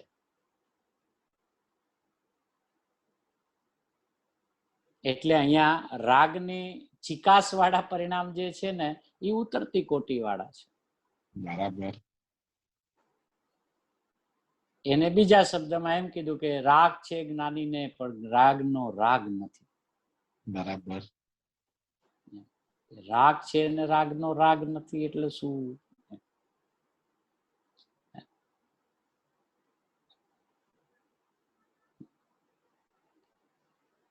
એટલે કેટલી ન્યાયયુક્ત વાત કરે છે ગુરુદેવ. કોઈ જ્ઞાનમાં કોઈ વાતને અનબેલેન્સ થવા નથી દેતા. રાગમાંથી રસ ઉડી જાય, રાગ ઉડી જાય એમ નહીં.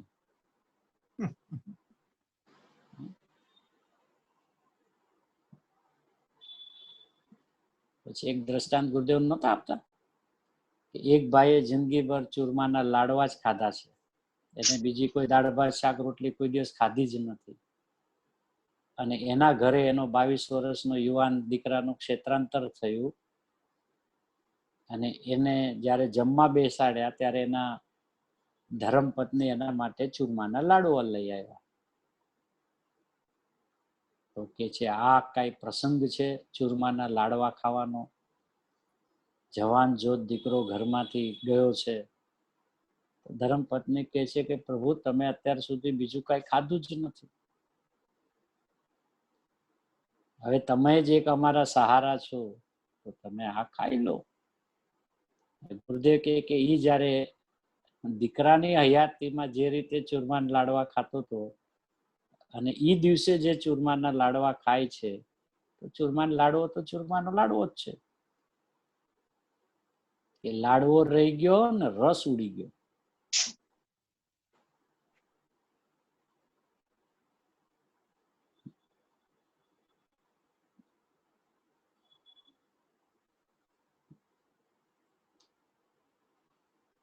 એટલે સાધક દશા સિદ્ધ કરી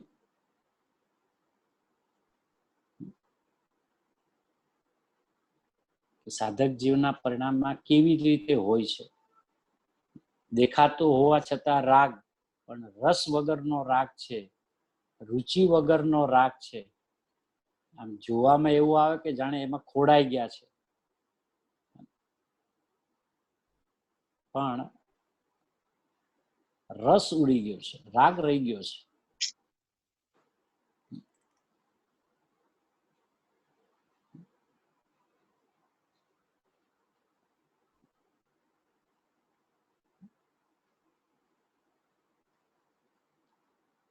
એટલે ઓલા અનંતમાં મુખ્યપણે 8 કર્મ અનંત પ્રકારના, તેમાં મુખ્ય 8 અને તેમાં મુખ્ય મોહનીય. અહીંયા પણ પેલા શું કીધું કે ગુણ અનંત પ્રકારના, એમાં અમુક ગુણ, બરાબર, અને એમાં પણ એક ખાલી ચારિત્ર ગુણ.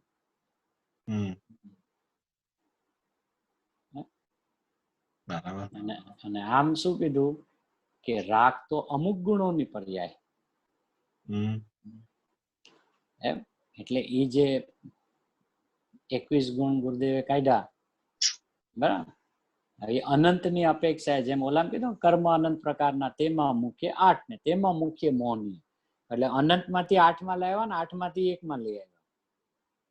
અહીંયા અનંત ગુણો, અનંત ગુણ માંથી 21 ને 21 માંથી પાછું એક જ ગુણ આવે, એટલે કે એક જ ગુણની પર્યાય.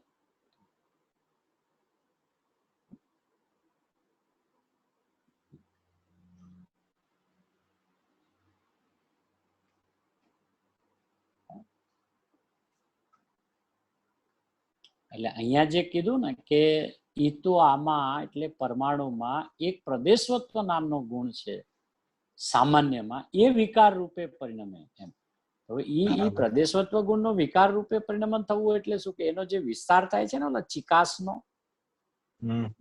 એટલે ત્યાં એ પછી 2 પરમાણુ, 4 પરમાણુ, 6 પરમાણુ, એમ અનંત પરમાણુનો જથ્થો ત્યાં થાય.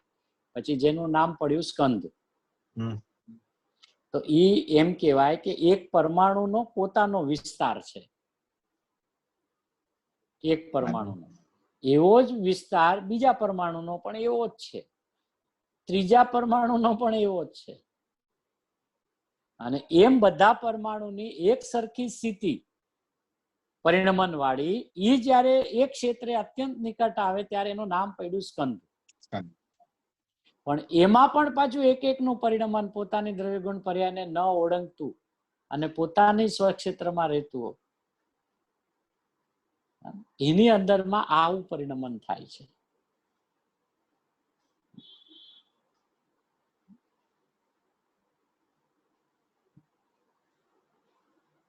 તો ઈ એક એક પરિણમન જે છે, ઈ એક એક પરિણમનનું પોતાનું સ્વતંત્ર પરિણમન, અને એમાં જ એનો વિભાવ, અને એમાં પાછા રહેલા અનંતા ગુણો જે સદાય નિર્મળ રૂપે પરિણમે છે. હવે આ અંદરનું સ્વરૂપનું જ્ઞાન કરવું, અંદરમાં બેસાડવું, અને એ જ સમય ઓલા કર્મની થિયરી પણ જ્ઞાનમાં બેસવી. ગુરુદેવ કહેતા ને કે એક બેસે એટલે બધું બેસે. કે અહીંયા મારામાં અનંતા ગુણો, એમાં સમજો આ ગણ્યા ગાંઠા 21 ગુણો, અને એમાં પણ મુખ્યપણે વિચાર કરીએ તો એક ચારિત્ર ગુણની અસ્થિરતા.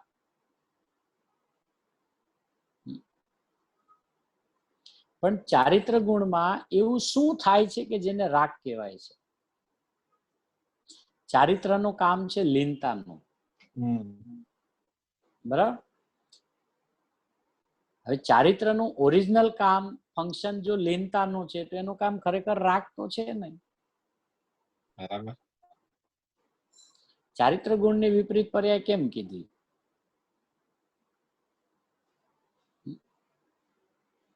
કે ચારિત્ર છે ને ઠરવાની હંમેશા લક્ષણ વાળું પરિણમન બતાવવું છે, બરાબર? હવે ઠરે છે જ્યારે, ત્યારે એ ચિકાસ વાળા પરિણમનમાં ઠર્યો છે કે લુખાસ વાળા પરિણમનમાં ઠર્યો છે?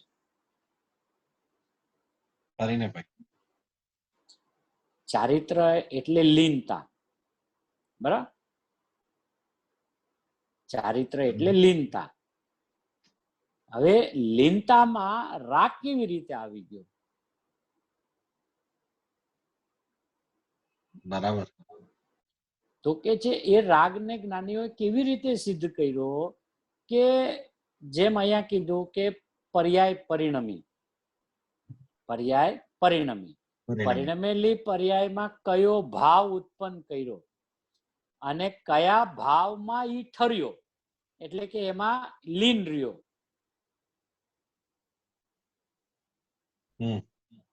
બરાબર છે? તો ઈ જે લીનતા જેમાં રહી ને એમાં, એટલે વિરુદ્ધ વાળા પરિણમનમાં લીન થયો તો એને રાગ નામથી કીધું, અને સ્વભાવ વાળા પરિણમનમાં લીન થયો તો એને વિતરાગતાના પરિણામ કીધા.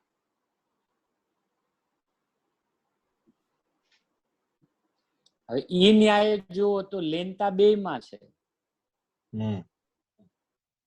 લીનતા બેયમાં થાય છે, બરાબર. કારણ કે રાગમાં લીનતા વગર રાગ વેદાય નહીં, જ્ઞાનમાં લીન થયા વિના જ્ઞાન વેદાય નહીં. બરાબર.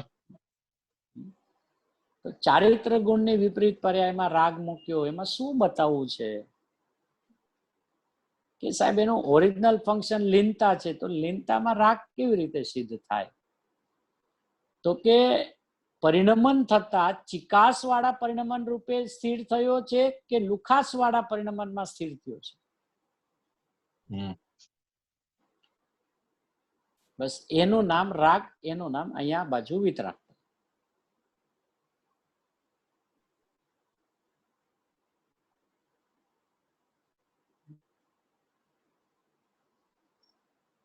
એટલે અનંતમાંથી બીજા ગુણોમાં સિદ્ધ કરીને પછી એક ચારિત્રમાં લાવીને મૂકી દીધું કે રાગ છે એ ચારિત્ર ગુણની વિપરીત પર્યાય છે. પણ સાહેબ રાગ ચારિત્ર ગુણની વિપરીત પર્યાય છે એટલે શું?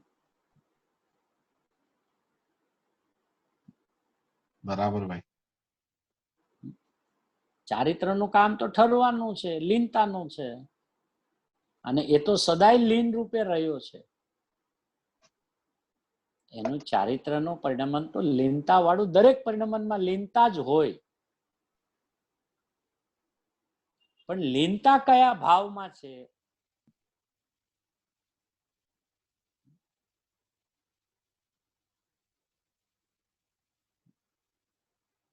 એ ભાવને જે પ્રકારે વેદાણો છે એને અહીંયા રાગ નામથી કહે છે, અને જે ભાવની અંદરમાં લુખાસ છે, એટલે કે એકલું જ્ઞાન આનંદિત થઈને પરિણમ્યું છે, એને વિતરાગતાના પરિણામ કહે છે.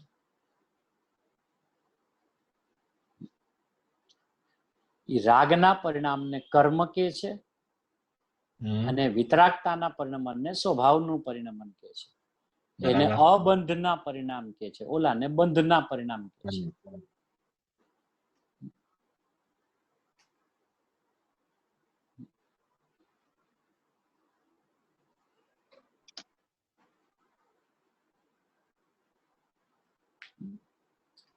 એટલી વાત કરી અહીંયા.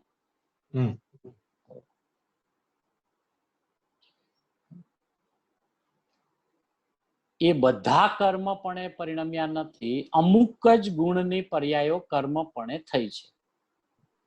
એક વાત અહીંયા સુધી કર્મની વાત કરી. પછી કે છે એમાં જે રોકાયેલો જીવ, જો રોકાયેલો, આ રોકાયેલો શબ્દ છે ને લીનતા વાળો છે. બરાબર. આમ અનંત ગુણમાં ન આવતા બરાબર. અનંતા પર્યાયો કર્મના રસની છે ત્યાં અટક્યો છે. તે પર સમય એટલે અણાત્મા છે. ગાથામાં જ શબ્દ છે ને સ્થિત, અહીંયા સ્થિત કા ત્યાં સ્થિત, એ રીતે. પણ સ્થિતનો અર્થ શું? કે એનું રહેલું હોવાપણું. બરાબર. લીનતા નહીં, ત્યાં લીનતા નહીં એનો મતલબ. લીનતા નથી થતી, અચ્છા. કારણ કે દરેક પરિણમનમાં એની સ્થિતિ જુદી જુદી છે ને. બરાબર. જો સ્થિતિ જુદી ન હોત ને તો સ્વસમય પર સમય બે નામ જ ન પડત. બરાબર ભાઈ. સ્થિત છે એટલે ઈ સમયે સ્થિત છે. સ્વભાવને લક્ષમાં લે છે ત્યારે દર્શન જ્ઞાન ચારિત્રમાં સ્થિત થયો એમ કીધું ને આગળ. એને સ્વ સમય જાણ. બરાબર. અને અહીંયા શું કે છે કે એમાં જે રોકાયેલો છે જીવ, એટલે કે આમ અનંત ગુણોમાં ન આવતા અનંતા પર્યાયો કર્મના રસની છે ત્યાં અટક્યો છે, એટલે કે ત્યાં સ્થિત છે. તે પર સમય એટલે અણાત્મા છે. બરાબર.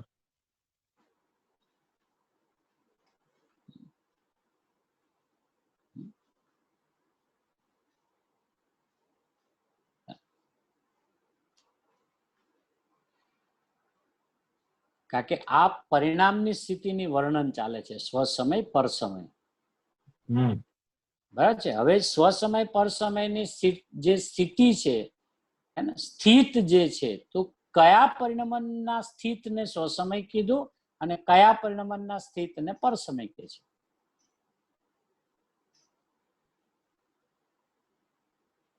હવે જ્યારે એ સ્વરૂપના અભાન અવસ્થામાં એ પોતાને રાગ રૂપે જ માને છે, ત્યારે તે સમયના તે પરિણમનમાં તો હું રાગી છું એમ સ્થિત છે ને. બરાબર. અને બીજા સમય ગુલાંટ કાઢી, અરે હું તો જ્ઞાન આનંદની ખાણ છું, તો કે હવે એમ સ્થિત છું. બરાબર.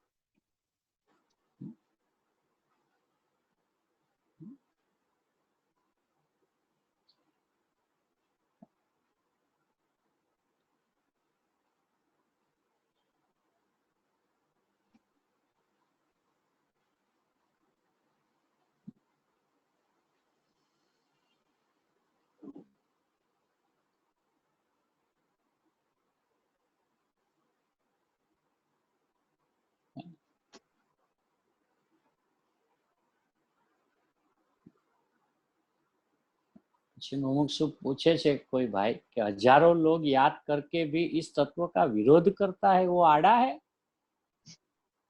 અમે આખો દી ભગવાનનું સ્મરણ કરીએ, જીનવાણી વાંચીએ, તમે આડા છીએ? એટલે કે આડાઈ કરે, વિરોધ કરે, વિરોધ અર્થ કરે, વિરુદ્ધ શ્રદ્ધા કરે, આત્માથી વિરોધ વિકારના ભાવ કરે. ગોમટસારમાં પાઠ છે તિર્યંચ કેમ થાય. તિર્યંચ શબ્દ છે ને, તિર્યંચ એટલે તીરછું, એટલે આડું. ઘણી સંખ્યા તો ઈ જ છે, પણ કોને પડી? આ બહારમાં અનુકૂળતા થોડી રહે, મરીને જઈને પછી ક્યાં જઈએ કોણ જાણે, એ કાંઈ ખબર નહીં. એ ગોલણ ગાડા ભરે.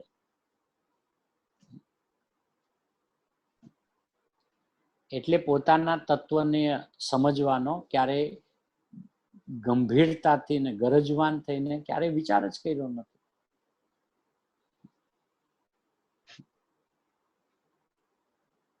એ કેવી રીતે આ બધું હોય છે? જેટલું વાંચ્યું એટલું ધાર્યું, જેટલું સાંભળ્યું એટલું ધાર્યું, પછી આગળ કે પછી કાંઈ નહીં.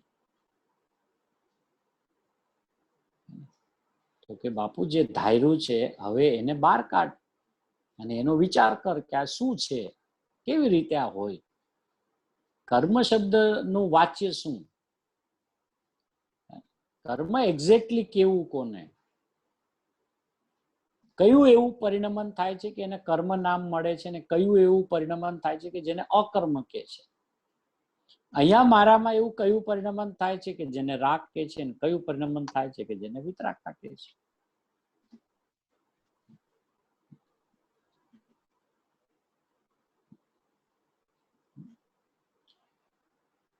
અહીંયા કહે છે એક શ્લોકમાં કેટલું સમાડી દીધું છે, અને તે કર્મના પ્રદેશ કીધા છે.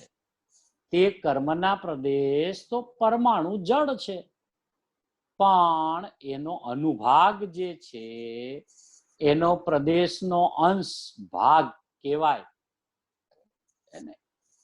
એના તરફના લક્ષમાં જઈને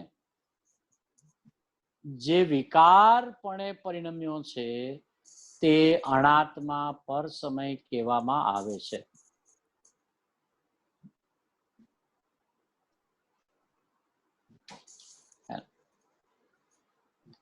એનો અનુભાગ, હવે એનો જે અનુભાગ છે એના પ્રદેશનો અંશ છે. એમ શું કામ મેં કીધું કે ઈ પ્રદેશની અંદરમાં પ્રકૃતિ, સ્થિતિ, અનુભાગ એમ 4 પ્રકારની વાત આવી ને. પ્રદેશ, સ્થિતિ, અનુભાગ અને પ્રકૃતિ. તો હવે ઈ છે કોના અંશ કે ઈ પ્રદેશના અંશ છે. એટલે એના તરફના લક્ષમાં જઈને જે વિકારપણે પરિણમ્યો છે તે અનાત્મા પર સમય કહેવામાં આવે છે. હવે આમાં ઘણી બધી વાતો એવી છે કે જે ખૂબ આપણને વિચાર માંગે છે.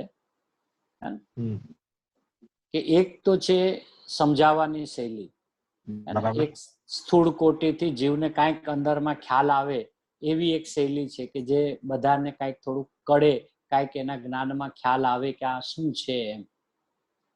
બરાબર. અને એક શૈલી એવી છે કે જે સિદ્ધાંતિક શૈલી છે, એક છે ઉપદેશ શૈલી છે. બરાબર. હવે એક બાજુ એમ કે છદ્મસનું જ્ઞાન કર્મના ઉદયને પકડી ન શકે. બરાબર. અહીંયા કે છે કે એનો પ્રદેશનો અંશ ભાગ છે ને એના તરફ લક્ષ જાય છે.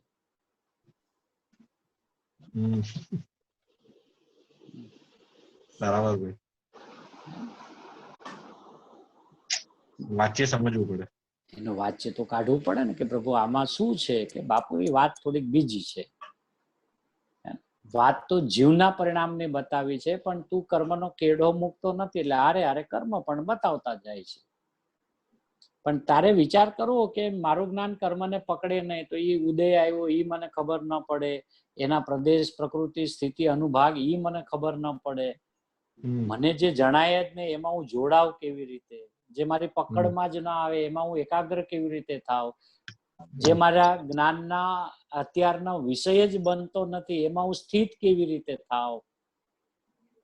બરાબર. કે બાપુ એ તારે વિચાર કરવાનો.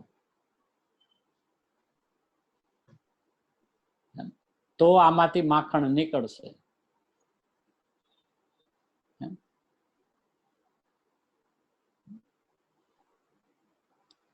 હવે અહીંયા બતાવું શું છે કે એના તરફના લક્ષમાં જઈને જે વિકાર રૂપે પરિણમ્યો છે, બતાવવું છે વિકાર રૂપે પરિણમ્યો છે, તે અનાત્મા પર સમય કહેવામાં આવે છે. એટલે અંદરમાં એક આત્મા ને એક અનાત્મા, એક જીવ ને એક અજીવ, એક જીવ ને એક પૂતગલ, અંદરમાં ને અંદરમાં. રાગ રૂપે જેટલું પરિણમન થાય છે એ અનાત્મા, અને પોતાના સ્વભાવ ભાવે જેટલું પરિણમન થાય છે એટલો આત્મા.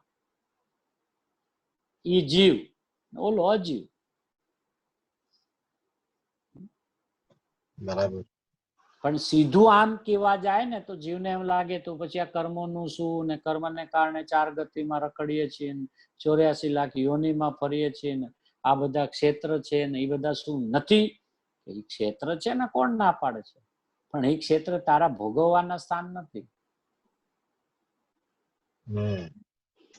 એ તારા ભોગવવાના સ્થાન એ નથી. પણ ટૂંકી ભાષામાં શું આવે કે પાપ ભોગવવાનું સ્થાન તો કે નરકની ગોદ છે, અને પુણ્યને ભોગવવાનું સ્થાન તો કે દેવલોક ને મનુષ્યપણું છે. બરાબર. એ તો બાપુ બધા વ્યવહારના વચનો છે, એ કોઈ ભોગવવાના સ્થાન થોડી નથી. ભોગવે છે તો પોતાના ગુણને કે અવગુણને. આપણી મર્યાદા કેટલી? કા મારા ગુણને એટલે કે સ્વભાવને અનુભવવું, અને કા હું વિભાવને અનુભવું. બરાબર. મારા ભોગવવાનું સ્થાન તો અહીંયા જ છે. પછી ઈ સમય બહિરંગ ક્ષેત્ર જે બી હોય, પણ ઈ જે પર ક્ષેત્ર છે એ કઈ મારું ભોગવવાનું સ્થાન નથી. બરાબર ભાઈ.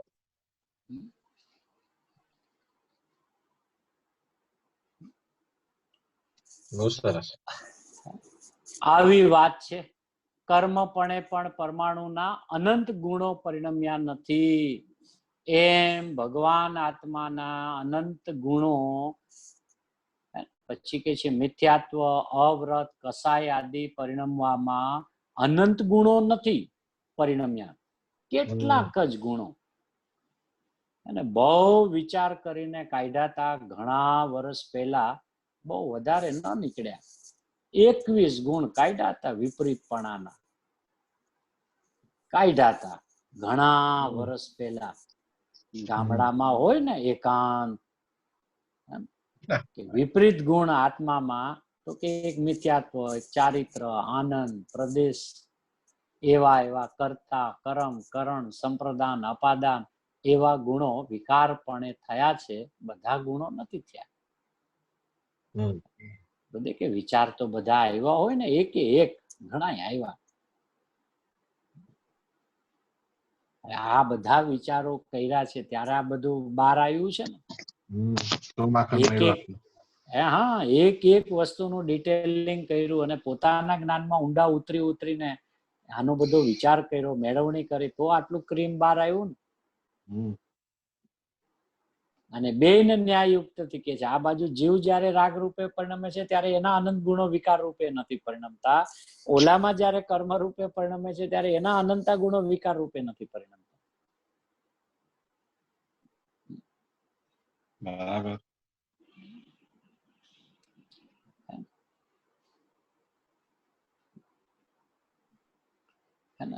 એટલે આટલી વાત કરી.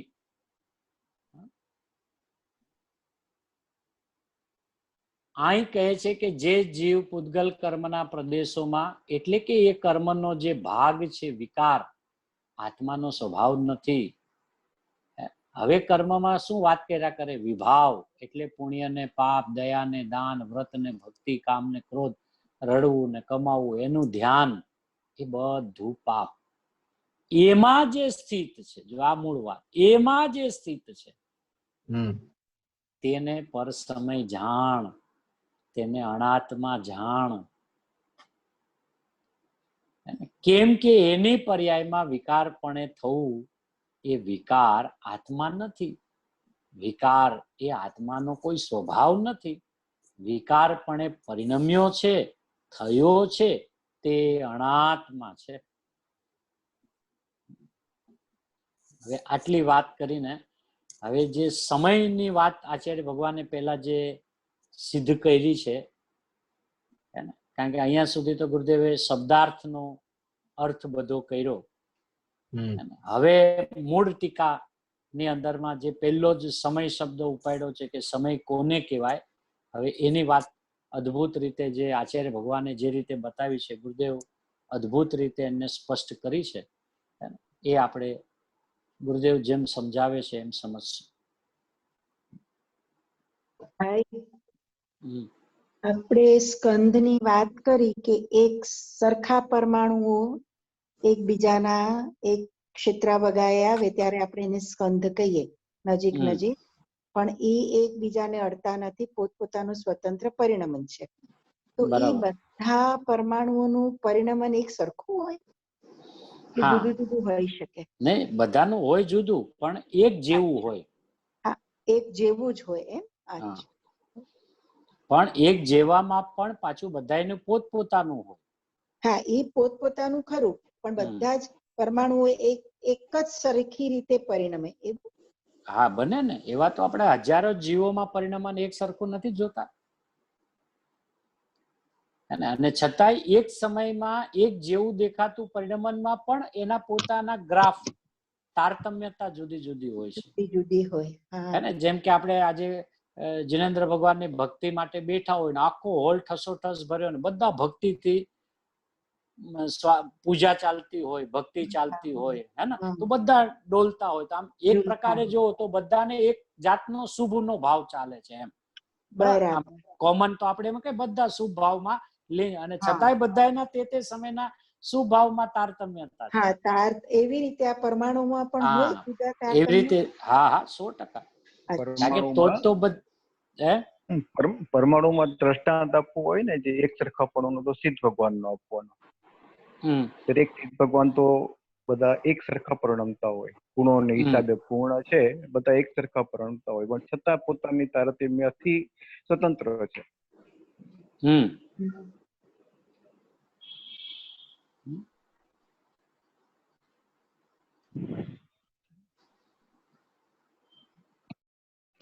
પરિણામમાં ચિકાસ દેખાય ત્યારે શું કરવું?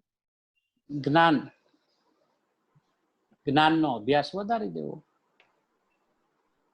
સ્વભાવનું વલણ, સ્વભાવનો પ્રેમ, સ્વભાવની સમજણ, સ્વભાવ પ્રત્યેનો ઉમળકો અને પોતાના જ્ઞાનમાં બેસાડવું કે આ, કારણ કે જો જીવને છે ને એના પરિણામ જો જોવા બેસે ને તો એ તરત પકડી શકે એવો છે. એવું નથી કે એનું જ્ઞાન નથી, એને ખ્યાલ આવતું. બરાબર. હે ને, તો એ કહેવાનો હેતુ શું છે એમ કે ભાઈ એને પકડી શકે છે કે મારા પરિણામની અંદરમાં મને રાગ છે, પણ મને રાગમાં પણ કોનો રાગ વિશેષ છે એના જ્ઞાનમાં પકડી શકે છે કે નહીં? આજે આપણે એક જ ફેમિલીમાં બધા સાથે રહેતા હોય તો દરેકને એનો રાગ ભિન્ન ભિન્ન પ્રકારનો છે ને. હા ભાઈ. હવે એક જ વ્યક્તિની સાથે 4 જણા છે તો ચારેયને ઈ વ્યક્તિનો રાગ છે, પણ છતાંય ચારેયના રાગમાં તારતમ્યતા છે ને. હા. કોઈને એનો વિશેષ રાગ છે, કોઈનો કે હા ઠીક છે, આપણા છે, આપણી બરાબર છે એમ. તો ઈ પણ એને એ પ્રકારનો રાગ છે, પણ છતાં એમાં આંતરો છે. એટલે કોઈને ચિકાસના પરિણામ ઓછા છે ને કોઈને ભયંકર ચિકાસના પરિણામ છે. બરાબર.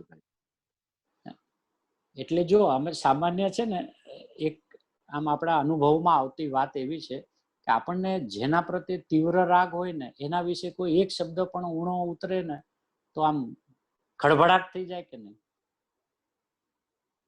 હા ભાઈ. ઈ શું?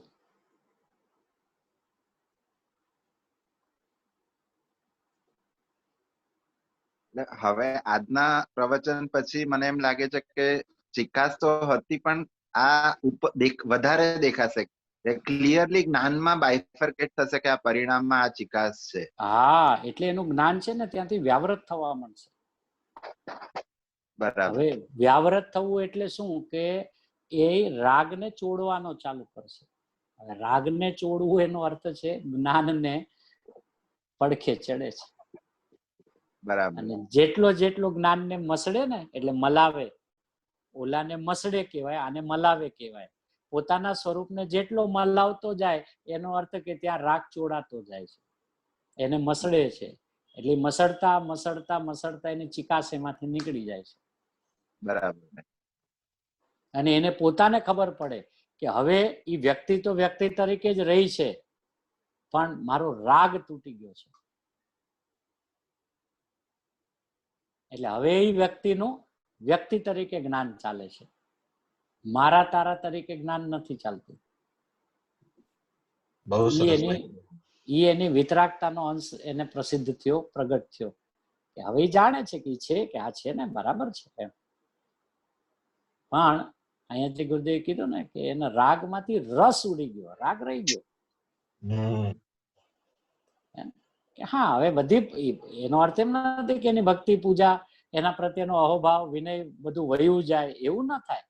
પણ એને ખબર પડી જાય કે જે પેલા મને આમ જે રીતનું આમ તીવ્રતા હતી ને હવે એવી નથી. હવે મારા જ્ઞાનથી ભક્તિમાં હું આવું છું. પેલા હું રાગથી ભક્તિમાં આવતો, ઈ પણ એના આંતરો ખબર પડી જાય. જ્ઞાનથી ભક્તિ એટલે કે જ્ઞાનની ઉદ્ધતતા પૂર્વક, જ્ઞાનની મહિમા પૂર્વક એ ભક્તિ કરતો હોય. અને ઓલો ઈ ગુરુદેવને, આચાર્ય ભગવાનને કે જિનેન્દ્ર ભગવાનને લક્ષમાં રાખીને એની ભક્તિ કરતો હોય. બરાબર ભાઈ. એટલે એ તો જેમ એનું જ્ઞાન પોતાનું સ્પષ્ટ થતું જાય ને, એટલે એને બધા આ જે નાના નાના સૂક્ષ્મ ભેદો છે ને, એનું જ્ઞાન પોતાનું કળી લે છે કે અચ્છા આ રીતે કેવી રીતે આરોહણ થાય છે, કેવી રીતે રાગ છેલ્લે જાય છે, એમ શું કામે કીધું. રાગમાં એવું શું છે, ક્રોધમાન માયા લોભ તો ફડાક દઈને.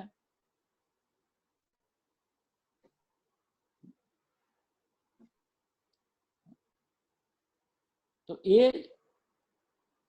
જેટલું પરિણમન છે ને, અને એમાં જેટલી જ્ઞાનની તીક્ષ્ણતા વધતી જાય, એટલું એ રાગના પરિણામની ચિકાસને એટલો ઝડપથી પકડી શકે. અને એ જેટલું જ્ઞાન ચિકાસને પકડી શકે ને, એટલું જ્ઞાન ત્યાંથી વ્યાવૃત થવા માંડે. એને કોઈ તોડવાનો બુદ્ધિપૂર્વક ઉપયોગ એનો કઈ કામ ન કરે એમ, પણ એને લક્ષમાં આવી ગયું કે આ રાગ પણ છે તો દુઃખદાયક, ચિકાસના પરિણામ વાળા છે.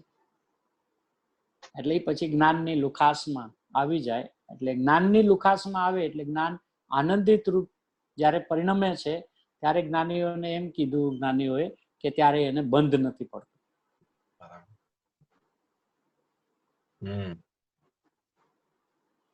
બંધ ન પડવાનું એક જ લક્ષણ છે માત્ર, જેમાં ચિકાસ ન હોય એ ન બંધાય. એક ક્ષેત્રે રે પણ એને બંધન ન કહેવાય.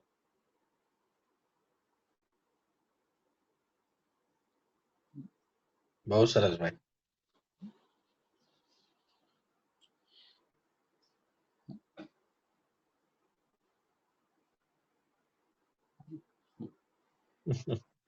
આવું છે. બહુ નીકળ્યું આજે તો, એકદમ પહેલી વાર ઘણી વાત એવી નીકળી. અનુભાગમાંથી ખૂબ ભાઈ મલાયું આપે. કેમ કે અનુભાગ ઓરિજિનલ અહીંયા છે. અનુભવમાંથી જે ભાગ છૂટો થઈ જાય છે ને, એને અનુભાગ કહે છે. અને એવા અનુભાગમાં એ સ્થિત છે, જેને કર્મ પૂદગલના પ્રદેશ કહે છે. અને હજી તો આગળ થોડું આવશે.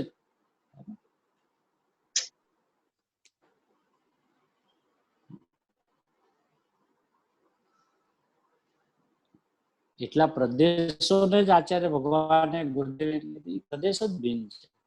અનાત્મા કહે છે, જેને અજીવ કહે છે, જેને પૂદગલ કહે છે.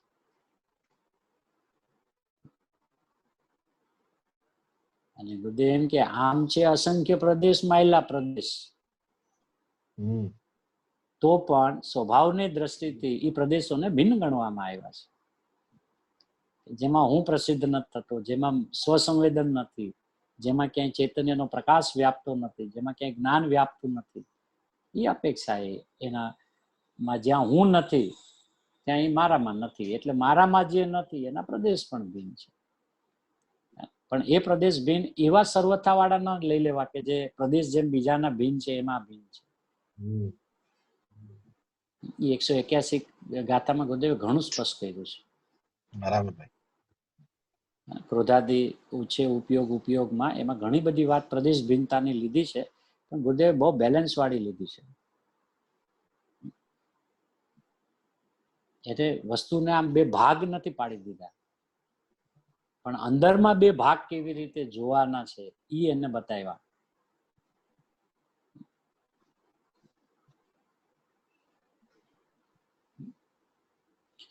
એવી સ્વરૂપની અણમોલી વાતો, અદ્ભુત વાતો, આશ્ચર્યકારી વાતો, અને અંદરમાં સહજ આનંદ ઉછાળી દે એવી વાતો, એવું જ્ઞાન જિનેન્દ્ર પરમાત્માના જ્ઞાનમાં તો નિરંતર વર્તે છે.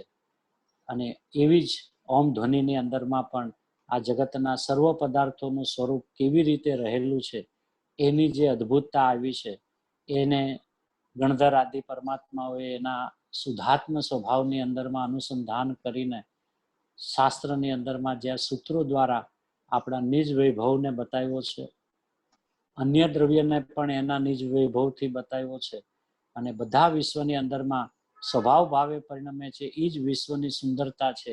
હવે આગલી ગાથામાં તો એ પણ બધી વાત આવશે. એવું અદ્ભુત સ્વરૂપ, આપણું પોતાનું શુદ્ધ સ્વરૂપ, પરિપૂર્ણ સ્વરૂપ, નિર્મળ સ્વરૂપ કેવી રીતે છે અને કેવી રીતે અનિર્મળતાનો જન્મ થાય છે, કેટલા સમયમાં થાય છે, કઈ રીતે થાય છે અને કેવી રીતે એનો અભાવ થાય છે, એને અદ્ભુત કળા ગુરુદેવશ્રીના દરેક વચનોની અંદરમાં આવે છે. એવો પોતાનો પરિપૂર્ણ સ્વભાવ જેવો આપણને બતાવ્યો છે, એવો આપણા સૌ કોઈના જ્ઞાન શ્રદ્ધાનમાં રહો, એ જ મંગલમય ભાવ.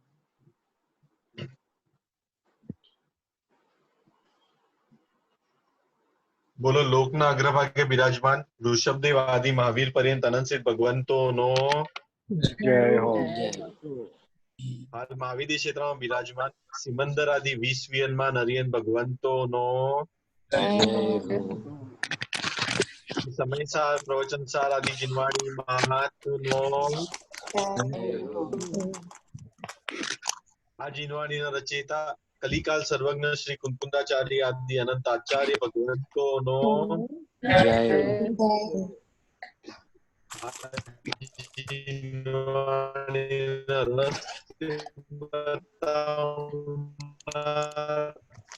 અમાત્મ ઉદ્ધારક અનંત અનંત ઉપકાર ગરજતા નાયક એવા કહાન ગુરુદેવનો જય ધન્ય અવતાર પ્રશંભૂતિ પૂજ્ય પાતનો જય માતાજીની મંગલકારી 107મી જન્મ જયંતિ મહોત્સવનો જય મિત્રા દિગંબર જૈન ધર્મનો જય જય જિનેન્દ્રભાઈ. જય જિનેન્દ્ર બધાને. જય જિનેન્દ્ર, જય જિનેન્દ્ર બધાને. જય જિનેન્દ્ર, વસ્તુને સ્પષ્ટ જય જિનેન્દ્રભાઈ.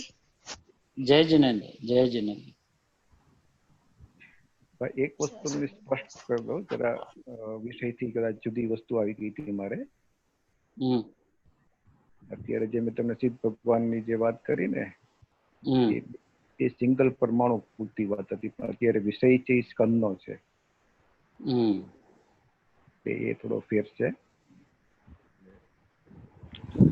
તમે ત્યારે વાત કરી પણ જરા ફેર હતી એમાં. મેં સિંગલ પરમાણુ બે ના હોય ને એની તારતમ્યતા બે, અને સિદ્ધ ભગવાનની એક સરખી તારતમ્યતા. સિંગલ પરમાણુ પણ શુદ્ધ હોય તો શુદ્ધમાં જે બધું શુદ્ધ હોય તો પણ એની પોતાની ઇન્ડિવિડ્યુઅલ એક તારતમ્યતા હતી, એ વાત હતી ત્યાં. પણ અત્યારે વિષય છે એ સ્પષ્ટ છે. બે પરમાણુ વાળા જેટલા સ્કંદ હોય એની તારતમ્ય જેટલી સરખી આવતી હોય એનો સ્કંદ 2 વાળો 4 માં ભળી શકે એમ. 4 ની તારતમ્યતા અને 2 ની તારતમ્યતા એક સરખી લાગતી હોય ત્યાં એ પાછો 2 ની 4 માં ભળે તો 4 વાળો પાછો 2 માં ભળે એમ. સ્કંદની સ્થિતિ આખી છે ને ઓલી વાત તારતમ્યથી આખી શુદ્ધ પરમાણુની વાત હતી, એટલે સિદ્ધ ભગવાનનો દાખલો આપ્યો હતો. એટલે જરાક વિષયનો ફેર હતો એટલે મેં કીધું તમને કહી દો, કદાચ મારી વિષયને અનુરૂપ મારી વાત નહોતી ત્યારે. બરાબર છે. એટલા માટે જયારે ઓલા પૂતગલ પરમાણુ સિંગલ હતા ને એટલા પૂછી બરાબર છે. એટલે જરા ખ્યાલ આવી ગયો. મેં કીધું પછી છેલ્લે તમને કહું જરા વિષયની બહાર વાત. બરાબર.